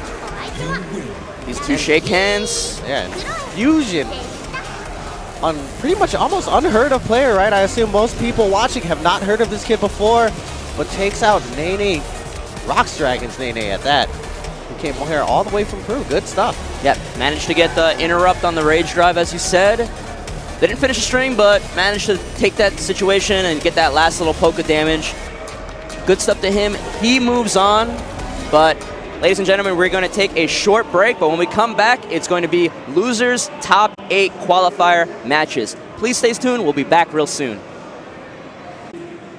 Ladies and gentlemen, welcome back to DreamHack Atlanta, this Tekken 7 Masters event, where we are going to start with some losers top 8 qualifiers match. And man, do we have a very important one right now, because we have the TWT number 18 and 19 about to face off to qualify for this top 8 with Disrupt's Shadow 20Z versus Genuine Gaming's Saint. This is super important for both of these guys because neither of them are safe. Right, Shadow definitely not safe. If he had won his previous match against Kokoma, he would have been, but unfortunately he fell short right there. Saint also in danger. He's at that kind of danger zone right now. And the thing about this matchup is, for the longest time, Shadow has been a thorn in Saint's side, and he's beaten him, I think, pretty consistently throughout their history. Yeah, the first time what really put Shadow in the spotlight in people's eyes was Strong Style last year. I believe it was the first time where Shadow beat Saint in the singles tournament. Right. Very impressive play, very down to the wire, and I think since then he's beaten him at least once or twice more, like you said. Yeah, so these guys, I see Shadow on the stage there. He is waiting for Saint to arrive. This is very important, like I mentioned before, for TWT standings. Shadow kind of needs to make this top 8 to maybe potentially make sure that he is safe to qualify.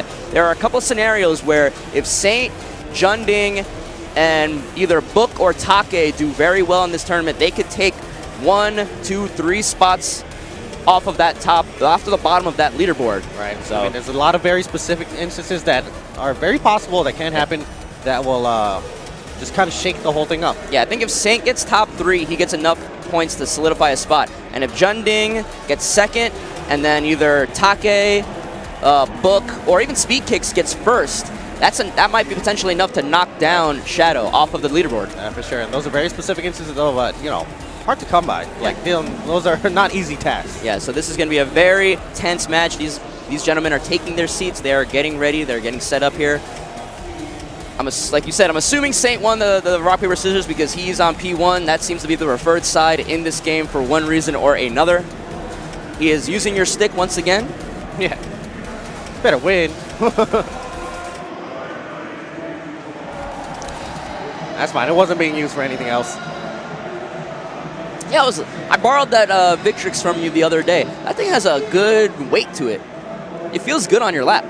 Yeah, I think it's around 8 pounds. Yeah, so it's like it doesn't move around. Yeah. It's got that, is it foam or bottom? Like foam, rubber, whatever. Whatever so that coating is really nice, so it doesn't slip around. It's got the handles on the bottom. That's the #1 thing to me. The handles on the bottom? Yeah.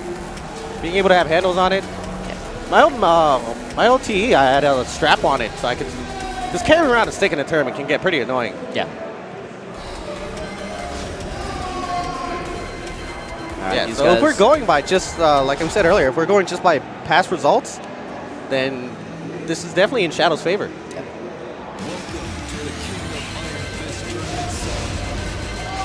These guys on the character select screen, setting their buttons, getting ready.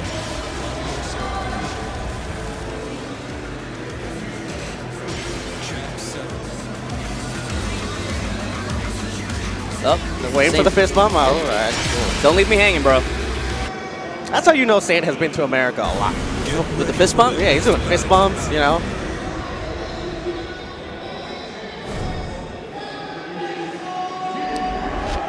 Saint going with that Jack 7, Shadow 20Z with that tried and true Claudio.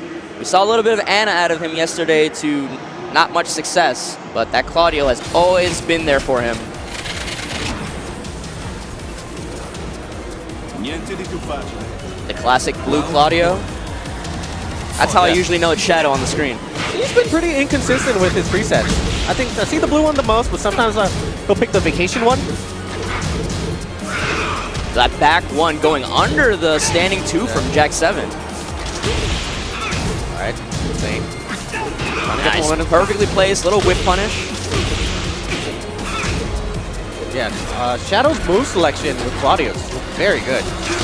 Like, very interesting too. No punish there on the 4-4-4. Oh, try this little Minimal. punish on the hop kick. Oh, counter hit, axe kick. Just out of rage. Oh, come on, gets it, spins, but Shadow with the rage of his own, spins it on the rage drive, gets that full combo. Fight.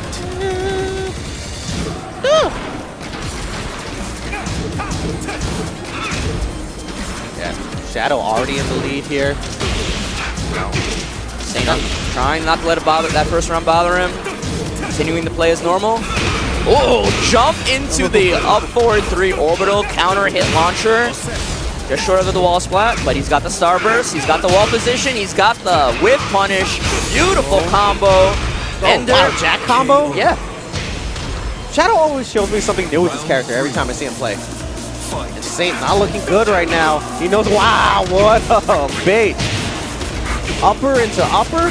Yeah, boom, boom. The first one was at the tip range, so he just assumed Shadow's punish would whip, so he just threw out another one.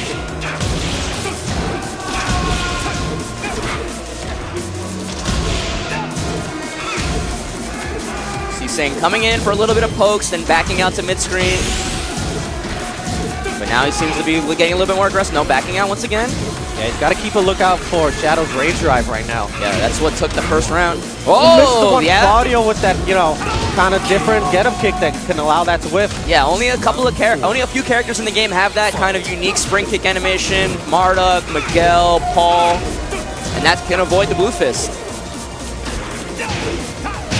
Top kick finds his mark. No wall splat again, but he's got the rage drive. Getting a sense of deja vu here. Yeah, Saint not in a good position right now. He's trying to fight his way out. And Shadow just looks so comfortable. Spends it. And hop kick finds his mark, and that's going to take it for this first match for Shadow. Yeah, Shadow's showing for whatever reason. As you understand the way Saint plays, this is just a weird character matchup, but he always, at least in recent memory, seems to have Saint's number. I'm really surprised Saint is not going to Bob. But he's going to Infinite Stage. Get ready for the next battle. Again, ladies and gentlemen, this is the number 18 and 19 ranked TWT finalists on the leaderboard. Both of them trying to, beyond a shadow of a doubt, secure their spot for the finals in December. Without a shadow of a doubt. Nice. Unintentional, but it works out. Yeah, and these two guys, you know, these two are really interesting players because they play each other a lot. They were playing each other yesterday, and they're not the type of sandbag when they play each other. They play for real, so. That new extension on the back 3. Nice combo there. They trade. Puts Saint right block. Ready with punish. Saint getting closer and closer to elimination here. Yeah, that empowered starburst forward 1+2, 1+2 takes it. Nice punish with the 1-1 there. Perfect punish. He's a second hit, not a counter hit at least. Shadow didn't use that new extension at all in the first game, and now he's showing it twice.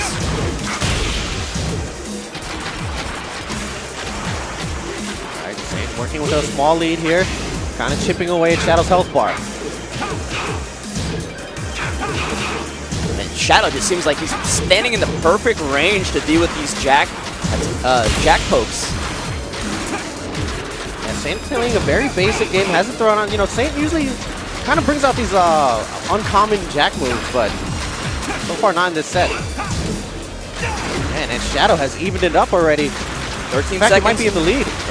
13 seconds on the board here. 10. He's got to pay attention to the time. He's got 8 seconds left. He has to do something. He can't back off anymore. I mean, it's one poke away, right? If you get the poke on the 2-second mark and then Is run that away, it? yeah. Yes. Just Round 3.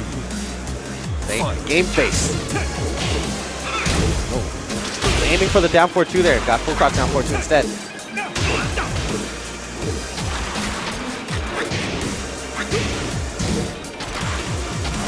Both these guys playing so cautiously. Yeah, Saint waiting for the hop kick. He's got the life lead, and now he's content to kind of chill out a little bit. Shadow needs to find a way to get in. Yeah, so far the infinite pick has kind of helped him out. They can just stay at this point on the screen, not worry about having to corner himself.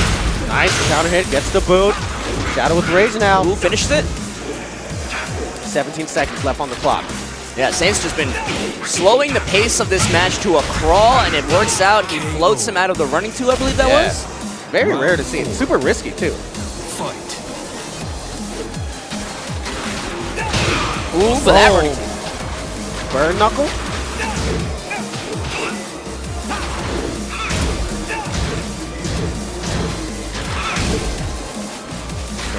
Trying to find his way back in. Already at a half-life deficit. Wow, what a read on the down back one. Gets the low parry. Beautiful combo. Running two gets the starburst right back. Yeah, still working on a perfect here. Nice punish. Perfect. Interesting punish there. Yeah, down 4-3-2. Frame trap back into the down 4-3. Fight. Nice block on the hop kick. Beautiful punish. Finally, somebody 1-1. punishes of 1-1. Nice, beautiful punish on that down 3. Stop pointing at me. Yeah. That little Claudio poke, that down 3. It doesn't look like it is, but it is launch punishable. It's launch punishable, but if he spaces it correctly, a lot of moves don't reach. Shadow spending the rage drive. He's got Starburst on deck. One good launch should seal the deal for him. Spends it though. Saint though, gets a 1-1 again. Nice. Seriously, I feel like I've been waiting since the beginning of Season 2 for a Jack to start punishing with 1-1. Well, if anyone's going to do it, it's going to be Saint. Yeah, but now I know we're going to see a wall again, and a big part of Saint's victory there was the fact that he was able to run away, kind of slow down the pacing. He didn't have to worry about getting away from the wall. One of Shadow's biggest strengths is his wall control. Yeah. You have to imagine he's just going to go somewhere with walls. He goes to Abandoned Temple. Pretty decently sized stage, but the walls are still a factor.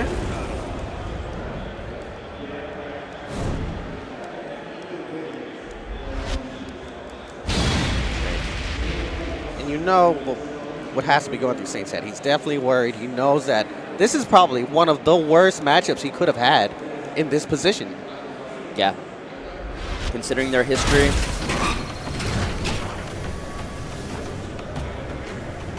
Niente di più facile. Claudio being confident about the outcome of this match. Punishes.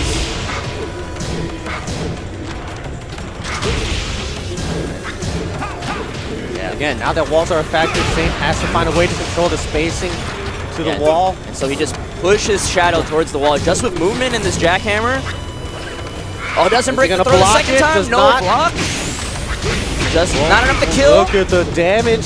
Safe low. And in that position, you don't even have enough time to like Tekken low parry it. Yeah, not if your timing is well enough. It'll be too meaty to actually low parry. And you see Saint here. Now that the walls are a factor, he's like, okay, if I just go forward, then I don't have to worry about pinning myself down. But the splat loses the wall position, but he's slowly trying to move away. Gotta be careful here, though. That rage just like that, exactly what I'm talking about. Nice low parry on the sidestep 4, and Saint now 1 round away from moving on. Round 3. And trying to keep his position in the TWT leaderboard. Ooh, well, for down 1+2. Nice small punish there from Shadow.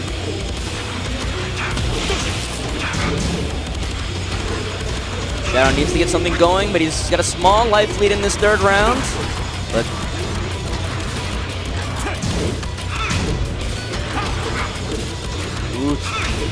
whipping the jackhammer, whipping it down 4-2, but not in a position to get a whip punish. I think Shadow is like, he's almost like afraid to whip punish these things because he wants to keep on to that decent life lead he has.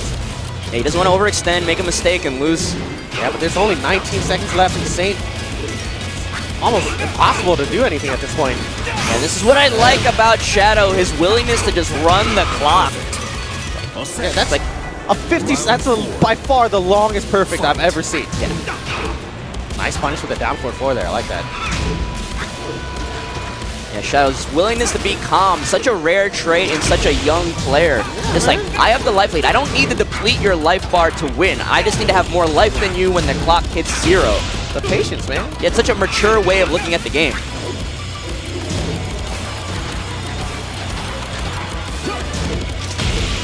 Same with a small life lead here, though. Shadow can't afford to be completely complacent. Oh, hop kick gets blocked. The 1-1 punish once again. I like that Oki with the down jab there. Eats a down 4-2, and that might take it for Saint. Yes, it looks GG, like- Saint! And Saint moves on into top 8 with that win. Shadow 20Z unfortunately falls. He needed to make top 8 in order to secure any additional Masters points to try to secure his spot. All he can do now is watch the remainder of this tournament from the sidelines and hope the people gunning for his spot do not do as well as they need to. Yeah, for sure. So, you know, Shadow now in a little bit of danger. Yeah. But, you know, at this point, you know, exactly like you said, now he has to kind of let the chips fall as they may. Yeah. Next up, we're going to have Talon's Book from Thailand versus Korea's and UIU's John Ding. And this is interesting because John Ding really needs this match to kind of still be competing for a final spot. He absolutely needs it. And Book, I think he's already publicly stated that he has no intention of competing in top 8 if he makes it, because he has to catch a flight. So, okay, so, but you think that means Book may or may not necessarily try? He's gonna play it out. So he wants to be a dream killer. Yeah. All right. He's here to do his best still. Okay. Unless he changed the flight recently, but I don't think so because he's made it pretty clear, you know, it's pretty important that he gets back on time. Yeah. University? Yeah. Yeah. Book, very young player, still trying to juggle school plus being a top-level fighting game player. It can be incredibly difficult, especially at this time of year. I assume the school year is similar. This will be about close to finals time. You're Thai, aren't you? I'm from Queens. But interesting that you told me that because if Book had gotten at least second place in this top 8, he would have, on points, been able to qualify. Maybe that'll change his mind, but Book's the kind of guy I don't think it will. I don't think it will sway him. All right, these guys are smiles right now. You know, these guys have known each other long enough. Yeah, this isn't the first time they've crossed paths. This will more than likely not be the last. Both world-class players. Yeah. And presumably, even if, you know, the chips don't fall quite in Johnny's flavor, I know, obviously, for sure, we're going to see Book at the LCQ in Thailand. You know, it's probably a train right away from him, so. But like Saint, Junding needs to continue to perform here. He needs to do at least better than Saint in the top 8 if he qualifies. So there's still way more pressure. There's more pressure on him than Saint. Like, ooh, I do not like this outfit pick. I think this is already a bad choice. Isn't it the one that he normally picks? Yeah, and it's the one he normally loses with. The one he won with was just the default pink one. But Book going with the classic style Jin. T4 Jin. Yeah. Boom, boom. That's the frame. Finish. Cashes out the damage. Nice. I think, well, very underrated move of plays right there. That full cross down 4-2, but John Ting eating that electric wind hook fist. Little off axis misses that second back 3, but you see Book using that parry. I feel like out of all the Jin players, he is the one that uses that parry to the most success. For sure. Nice low parry. Everybody can do that one, though. Boom. Savage, sword.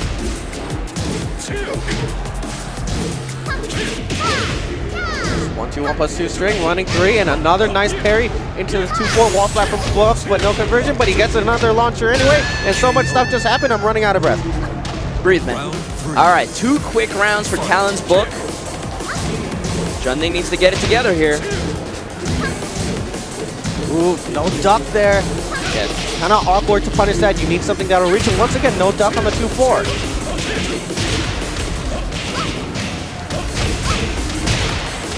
The CDS2, the ender from, I believe they gave it to him in Season 2. Respectable life lead for Book here. But one strong wall splat or counter hit. Ooh.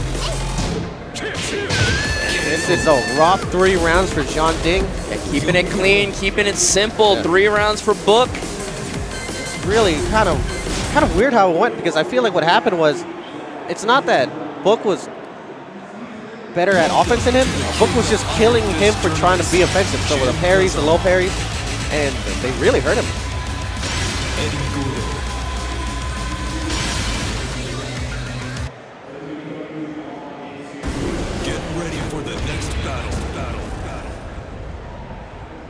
It's funny the way that works, right? Once you relieve yourself of the pressure of winning the tournament or making top 8, so now Book's just playing. Yeah, it's just like casuals? Yeah, it's just casuals for me, and he's killing it. Yeah, but Junding switching to the Eddie Gordo. That Chloe kind of getting a little bit washed in that first game. Now he's got to win 2 back-to-back. Round 1. Fight. Nice whip punish there on the down 4. That's going to get to the wall. Oh, they're short. Off to the down 2-3 instead. Good wall position. Oh, nice. Beautiful whip punish. Just enough damage to kill. Yeah. Nice buff there that they gave him. 14 frame. Fight. Wall splatting move.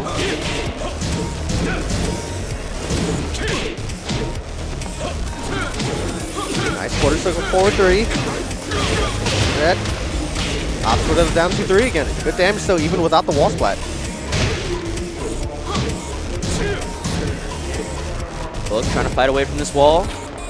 Guess Junding concedes some space for him.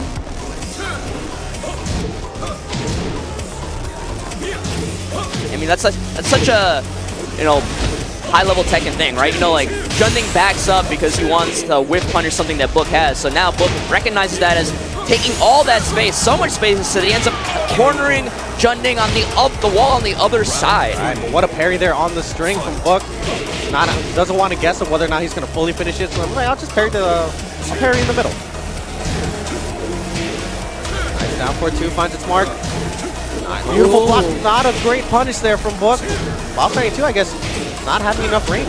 Yeah, he would have had to crouch cancel, hop kick, crouch cancel, 1. Interesting enter there. Wavoo. Nice. 30 seconds left. Slowly pushing Junding towards this wall, but now starting to corner himself. Does not break the Tsunami Toe. No extra damage. Nice patience there from Junding and nice low parry. I don't know about that. I would have went for... I mean, the wall was in an awkward spot, so I don't think he would have gotten a clean splat, but... Yeah, but it's definitely not going to kill. Gets a little bit of an Oki situation and finishes the string. Smart stuff there from Junding. Round 4. Fight. Nice counter hit back 3-3. Yeah. Decent to half-life gone. Looking like a repeat of the first round. Respectable life lead, but Book trying to fight back with that 4-4. That clips him with the second hit of jab. Spring kick. Yeah. Hop kick. He spends the rage drive. He's trying to go for max wall carry. Yes, it does. Savage sword, and it is set point for Thailand's Book. Talon eSports Book.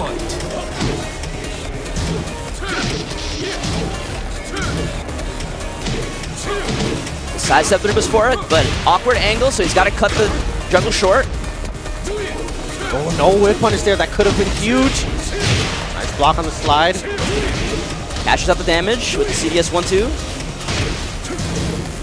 Buck looking really good right now. He's got his back to this wall, though. He's trying to finish it. It's not tag 2. 4-4 finds his mark. Burns the rage drive. And still anybody's game. Once again, no whip punish. Beautiful hop kick. And Junding out of the running now, eliminated while Book moves on to top 8. And maybe getting on a plane. Yeah, and I really don't know if we're actually going to see him play in top 8. I can't say for certain, but I know we won't see John Ding. Yeah, and unfortunately, him losing there means he is definitely not he will definitely not be able to qualify for the TWT just based on points. We will more than likely see him at that last chance qualifier in Thailand in December.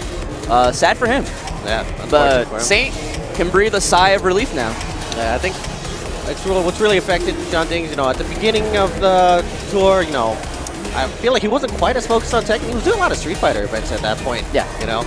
So, but next up, we're seeing Yamasa Take from Japan versus Panda Global Speed Kicks from here. Yeah. ATL native, now a resident of Southern California. Is he a resident? I mean, like I talked to him last night. He intends to be there for the long term. I believe he's interviewing for jobs at the moment. Oh, okay. And again, does not want that esports chair. Yeah, it brings out. I mean, also, I'm sorry. I believe I misspoke earlier. Saint is still not completely safe. If either of these two manage to secure, I believe a top 1 or 2 berth, like they place first or second at this tournament, they still could get enough points to knock Saint out. So he still has to watch how the rest of this tournament is going to play out and continue to perform as best as he can. Interesting matchup here. I'm not sure what character we're going to see from Take. We've seen multiple characters from Take. I believe we've seen Paul, Kazumi. Earlier we saw his Steve. And same thing for Speed Kicks. Not sure what Speed Kicks is going to go with either. Yeah, according to the notes that I made, Take needs at least 2nd. Speed Kicks can get 3rd and overtake Saint. And Saint needs to at least do better than 7th place to gain any points from this tournament. So that is the sort of the storyline so far. Kazumi Mishima. Jin Kazama. Once again, these are all losers side qualifiers for our top 8. We're slowly inching to see who will be our final top 8 competitors at DreamHack Atlanta, the final Tekken 7 Masters event for the 2019 Tekken World Tour. Seeing Jin versus Kazumi. Hammerhead, interesting stage. Very thin. Interesting that he's going with the Kazumi, because I felt like in Season 2 a lot of players were counter-picking the Jin with Steve. All right, good thing that somebody just tried to press the home button. Electric, little shallow wall splat, wasn't ready for the combo. Up forward 2, Speed Kicks playing really fast here. Yeah, quick start here from Speed Kicks. Has already cornered Take right next to Cindy. Counter hit trade.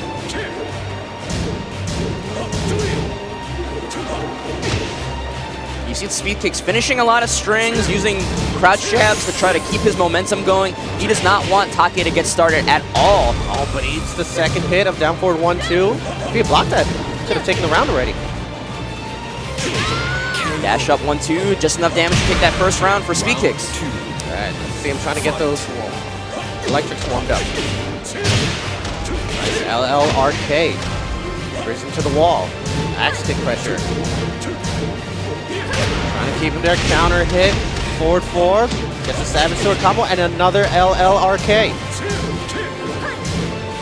Oh, a big electric. Enough damage to take a perfect for the 2nd round for Speed Kicks. This is a pop off. Are we sure this is not Run It Black possessing Speed Kicks' body? Hey man, the influence is real.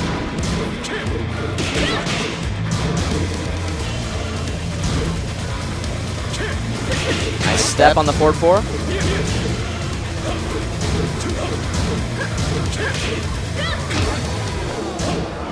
Nice duck on the 2-4. You get the wall here. Full combo. Tech roll left. Oh, no, tech roll right. Normally you tech roll left to get away from the wall. Perfect. But the sidestep jab. Take answers perfect for perfect.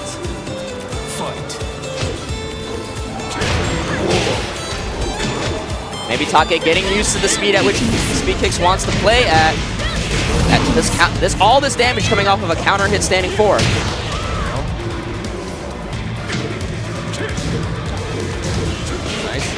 Offsetting 1-2 punish. It feels like these guys are brawling for a little bit. Speed Kick's trying to play so fast here. Yeah, I think Speed Kick's kind of a nice block there in the LRK. Like I said, Speed Kick's kind of established his pacing, and Take has just caught up to it.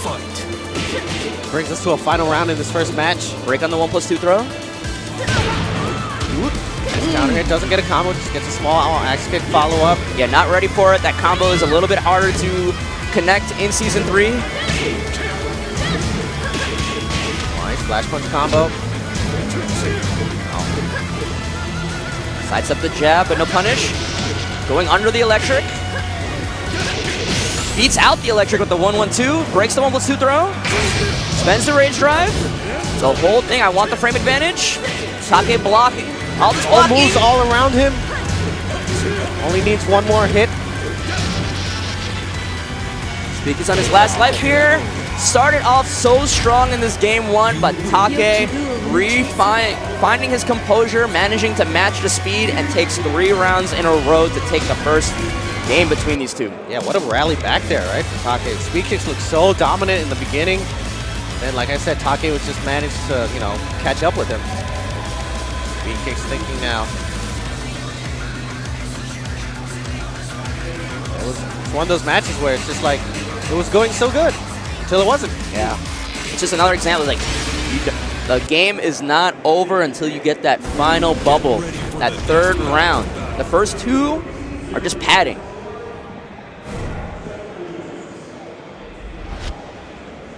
Speed Kick sticking with the Jin pick. But he's switching the stage to Mishima Dojo. Take nodding.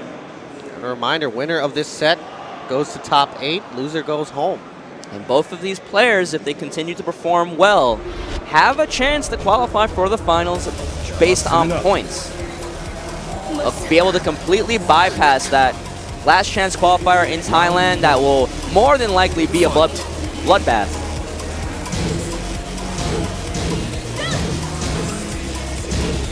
Take trying to establish the pressure right here. Yeah, it looks like Speed Kicks has chosen to take this second game a little bit more slowly. Relying more on his movement. Beautiful block on the Hell Sweep side. Off axis, gets a little juggle. Oh, but finds himself cornered now. But you see him instantly moving away from that wall with that sidestep right. Yeah. Take using the tools of this character. Kazumi nerfed so many times, it feels like, throughout the course of Tekken 7. Still such an effective character. Effective jab, down forward 1 still good, standing 4, and that movement. This character moves so well. All right, so only 10 seconds left on the clock here. Still anybody's game right now. Finishes the flash punch combo to take the lead. And nice time kill with that rage drive from Take. Round 2. So the down 3, the mash on the 1-2, and then the rage drive to push out. Double running 2s here. Triple. Another.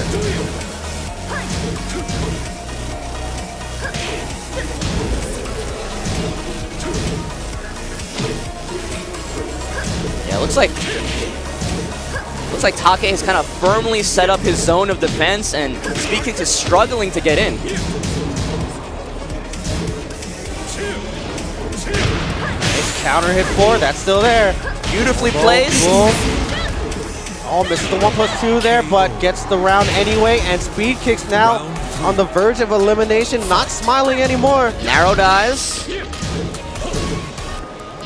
Gonna have to get something going. Looks like that's exactly what he's trying to do. He's trying to get the momentum back on his side. Trying to kick it into high gear here. Nice block on the down forward 1-2. Ooh, counter hit 4 of his own. Yeah, tried to adjust the combo to get the wall splat, but couldn't find the right option. Oh, axe kick finally finds its mark. This is one of her highest damaging juggle starters. Right. Gets the wall splat, gets the free, so much damage. All guaranteed. Speed Kicks now is over. Yeah, and that 1-1-2 challenge. Oh, there's that smile. It's back. Yeah. Speed Kicks looking so good in that first game with those 2 rounds, and after that, Take just answering with 6 rounds in a row to eliminate him and eliminate speed kicks and secure that top 8 qualifying spot for himself. Yeah, I'm kind of surprised we didn't see a switch. Speed kicks, well known for being middle of a set character switch kind of person, and for some reason he just stuck around with Jin instead of switching to Auron. I mean, the Jin had a lot of good moments, especially in that first game. Maybe he didn't feel like. I feel like Kazumi's actually pretty annoying for Horong. I can see it on paper. Just that good jab, that good standing floor to keep out, that good movement to get away from Flamingo pressure. Maybe he felt that way about that, but still kept with the Jin. I'm liking the development of that Jin Kazama. He's turning it into a really strong pocket pick character, especially compared to the characters that he used to play, that Steve, that Miguel, that Law, where I felt like he was only playing them because they were so strong, but didn't really understand how to play them. Yeah. Right. I feel like he almost feels like he's trying to make Jin like a new main. Maybe. Yeah. But he unfortunately will be leaving this tournament in 9th place, and we have our final losers top 8 qualifier for you, ladies and gentlemen. We have 7 Cities Gaming, Mr. Taxi versus Tennessee's Fusion. That's right. Battle of the Bangs. Left versus right. Anna versus Lucky Chloe. Damage versus damage. We'll see how this is a pretty toxic matchup. Toxic, you said? Yeah, I would go with toxic. I think toxic is accurate. All right. And you can see these two rocking their Astro Gaming headsets. Thanks to Astro Gaming for powering audio at every station here. Taxi in the groove. With the interesting tech, I'm always interested in this tech. Earbuds and headset tech. So he wants the game audio and he wants music. He's singing along. It's KTV time. I mean, it's like when you're playing on PSN, on your PS4. You got that Spotify app playing in the background. You're just rocking out. That can't be good for his hearing. No way. But Anna versus Chloe, you're calling it toxic. I'm just going to call it an online match. We'll see how this goes. Can Fusion avoid being put in that Anna mix? Calling a spade, man. I love me my Chloe too.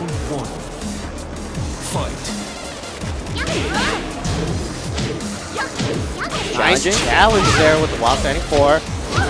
Finish combo. Both these guys fighting to make it into the top 8. I think the most important thing for Fusion is to avoid that first knockdown. Right? If you can avoid that, if you can keep it on the standing game, Taxi doesn't have a chance to really start mixing him up over and over. All right, so we just saw that scoot sweep from Fusion. I haven't really seen that all day. But Fusion, Taxi trying to get started here, tried to go for the reset with the down 4-1. Oh, power crush to challenge, and then the down back 3 raw finds its mark. Quick second round.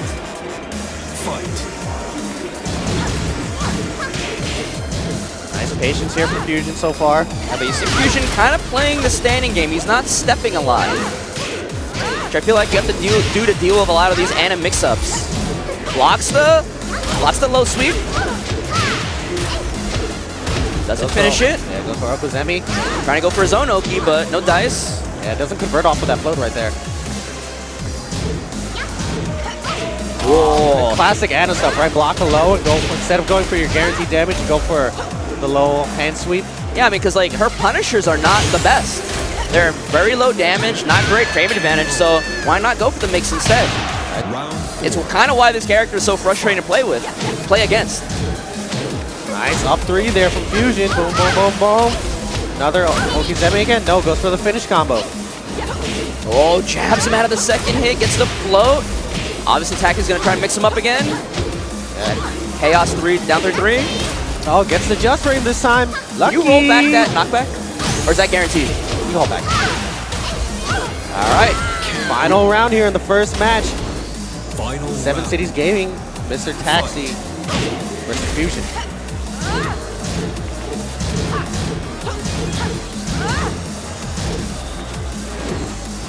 Trying to get away with that up back 3. Good challenge there. All right, gets the flow combo this time. Another mix-up opportunity. He's got to be careful with his tech rolling. The empty roll. Oh, try to chase him down. Yeah, just a little short there.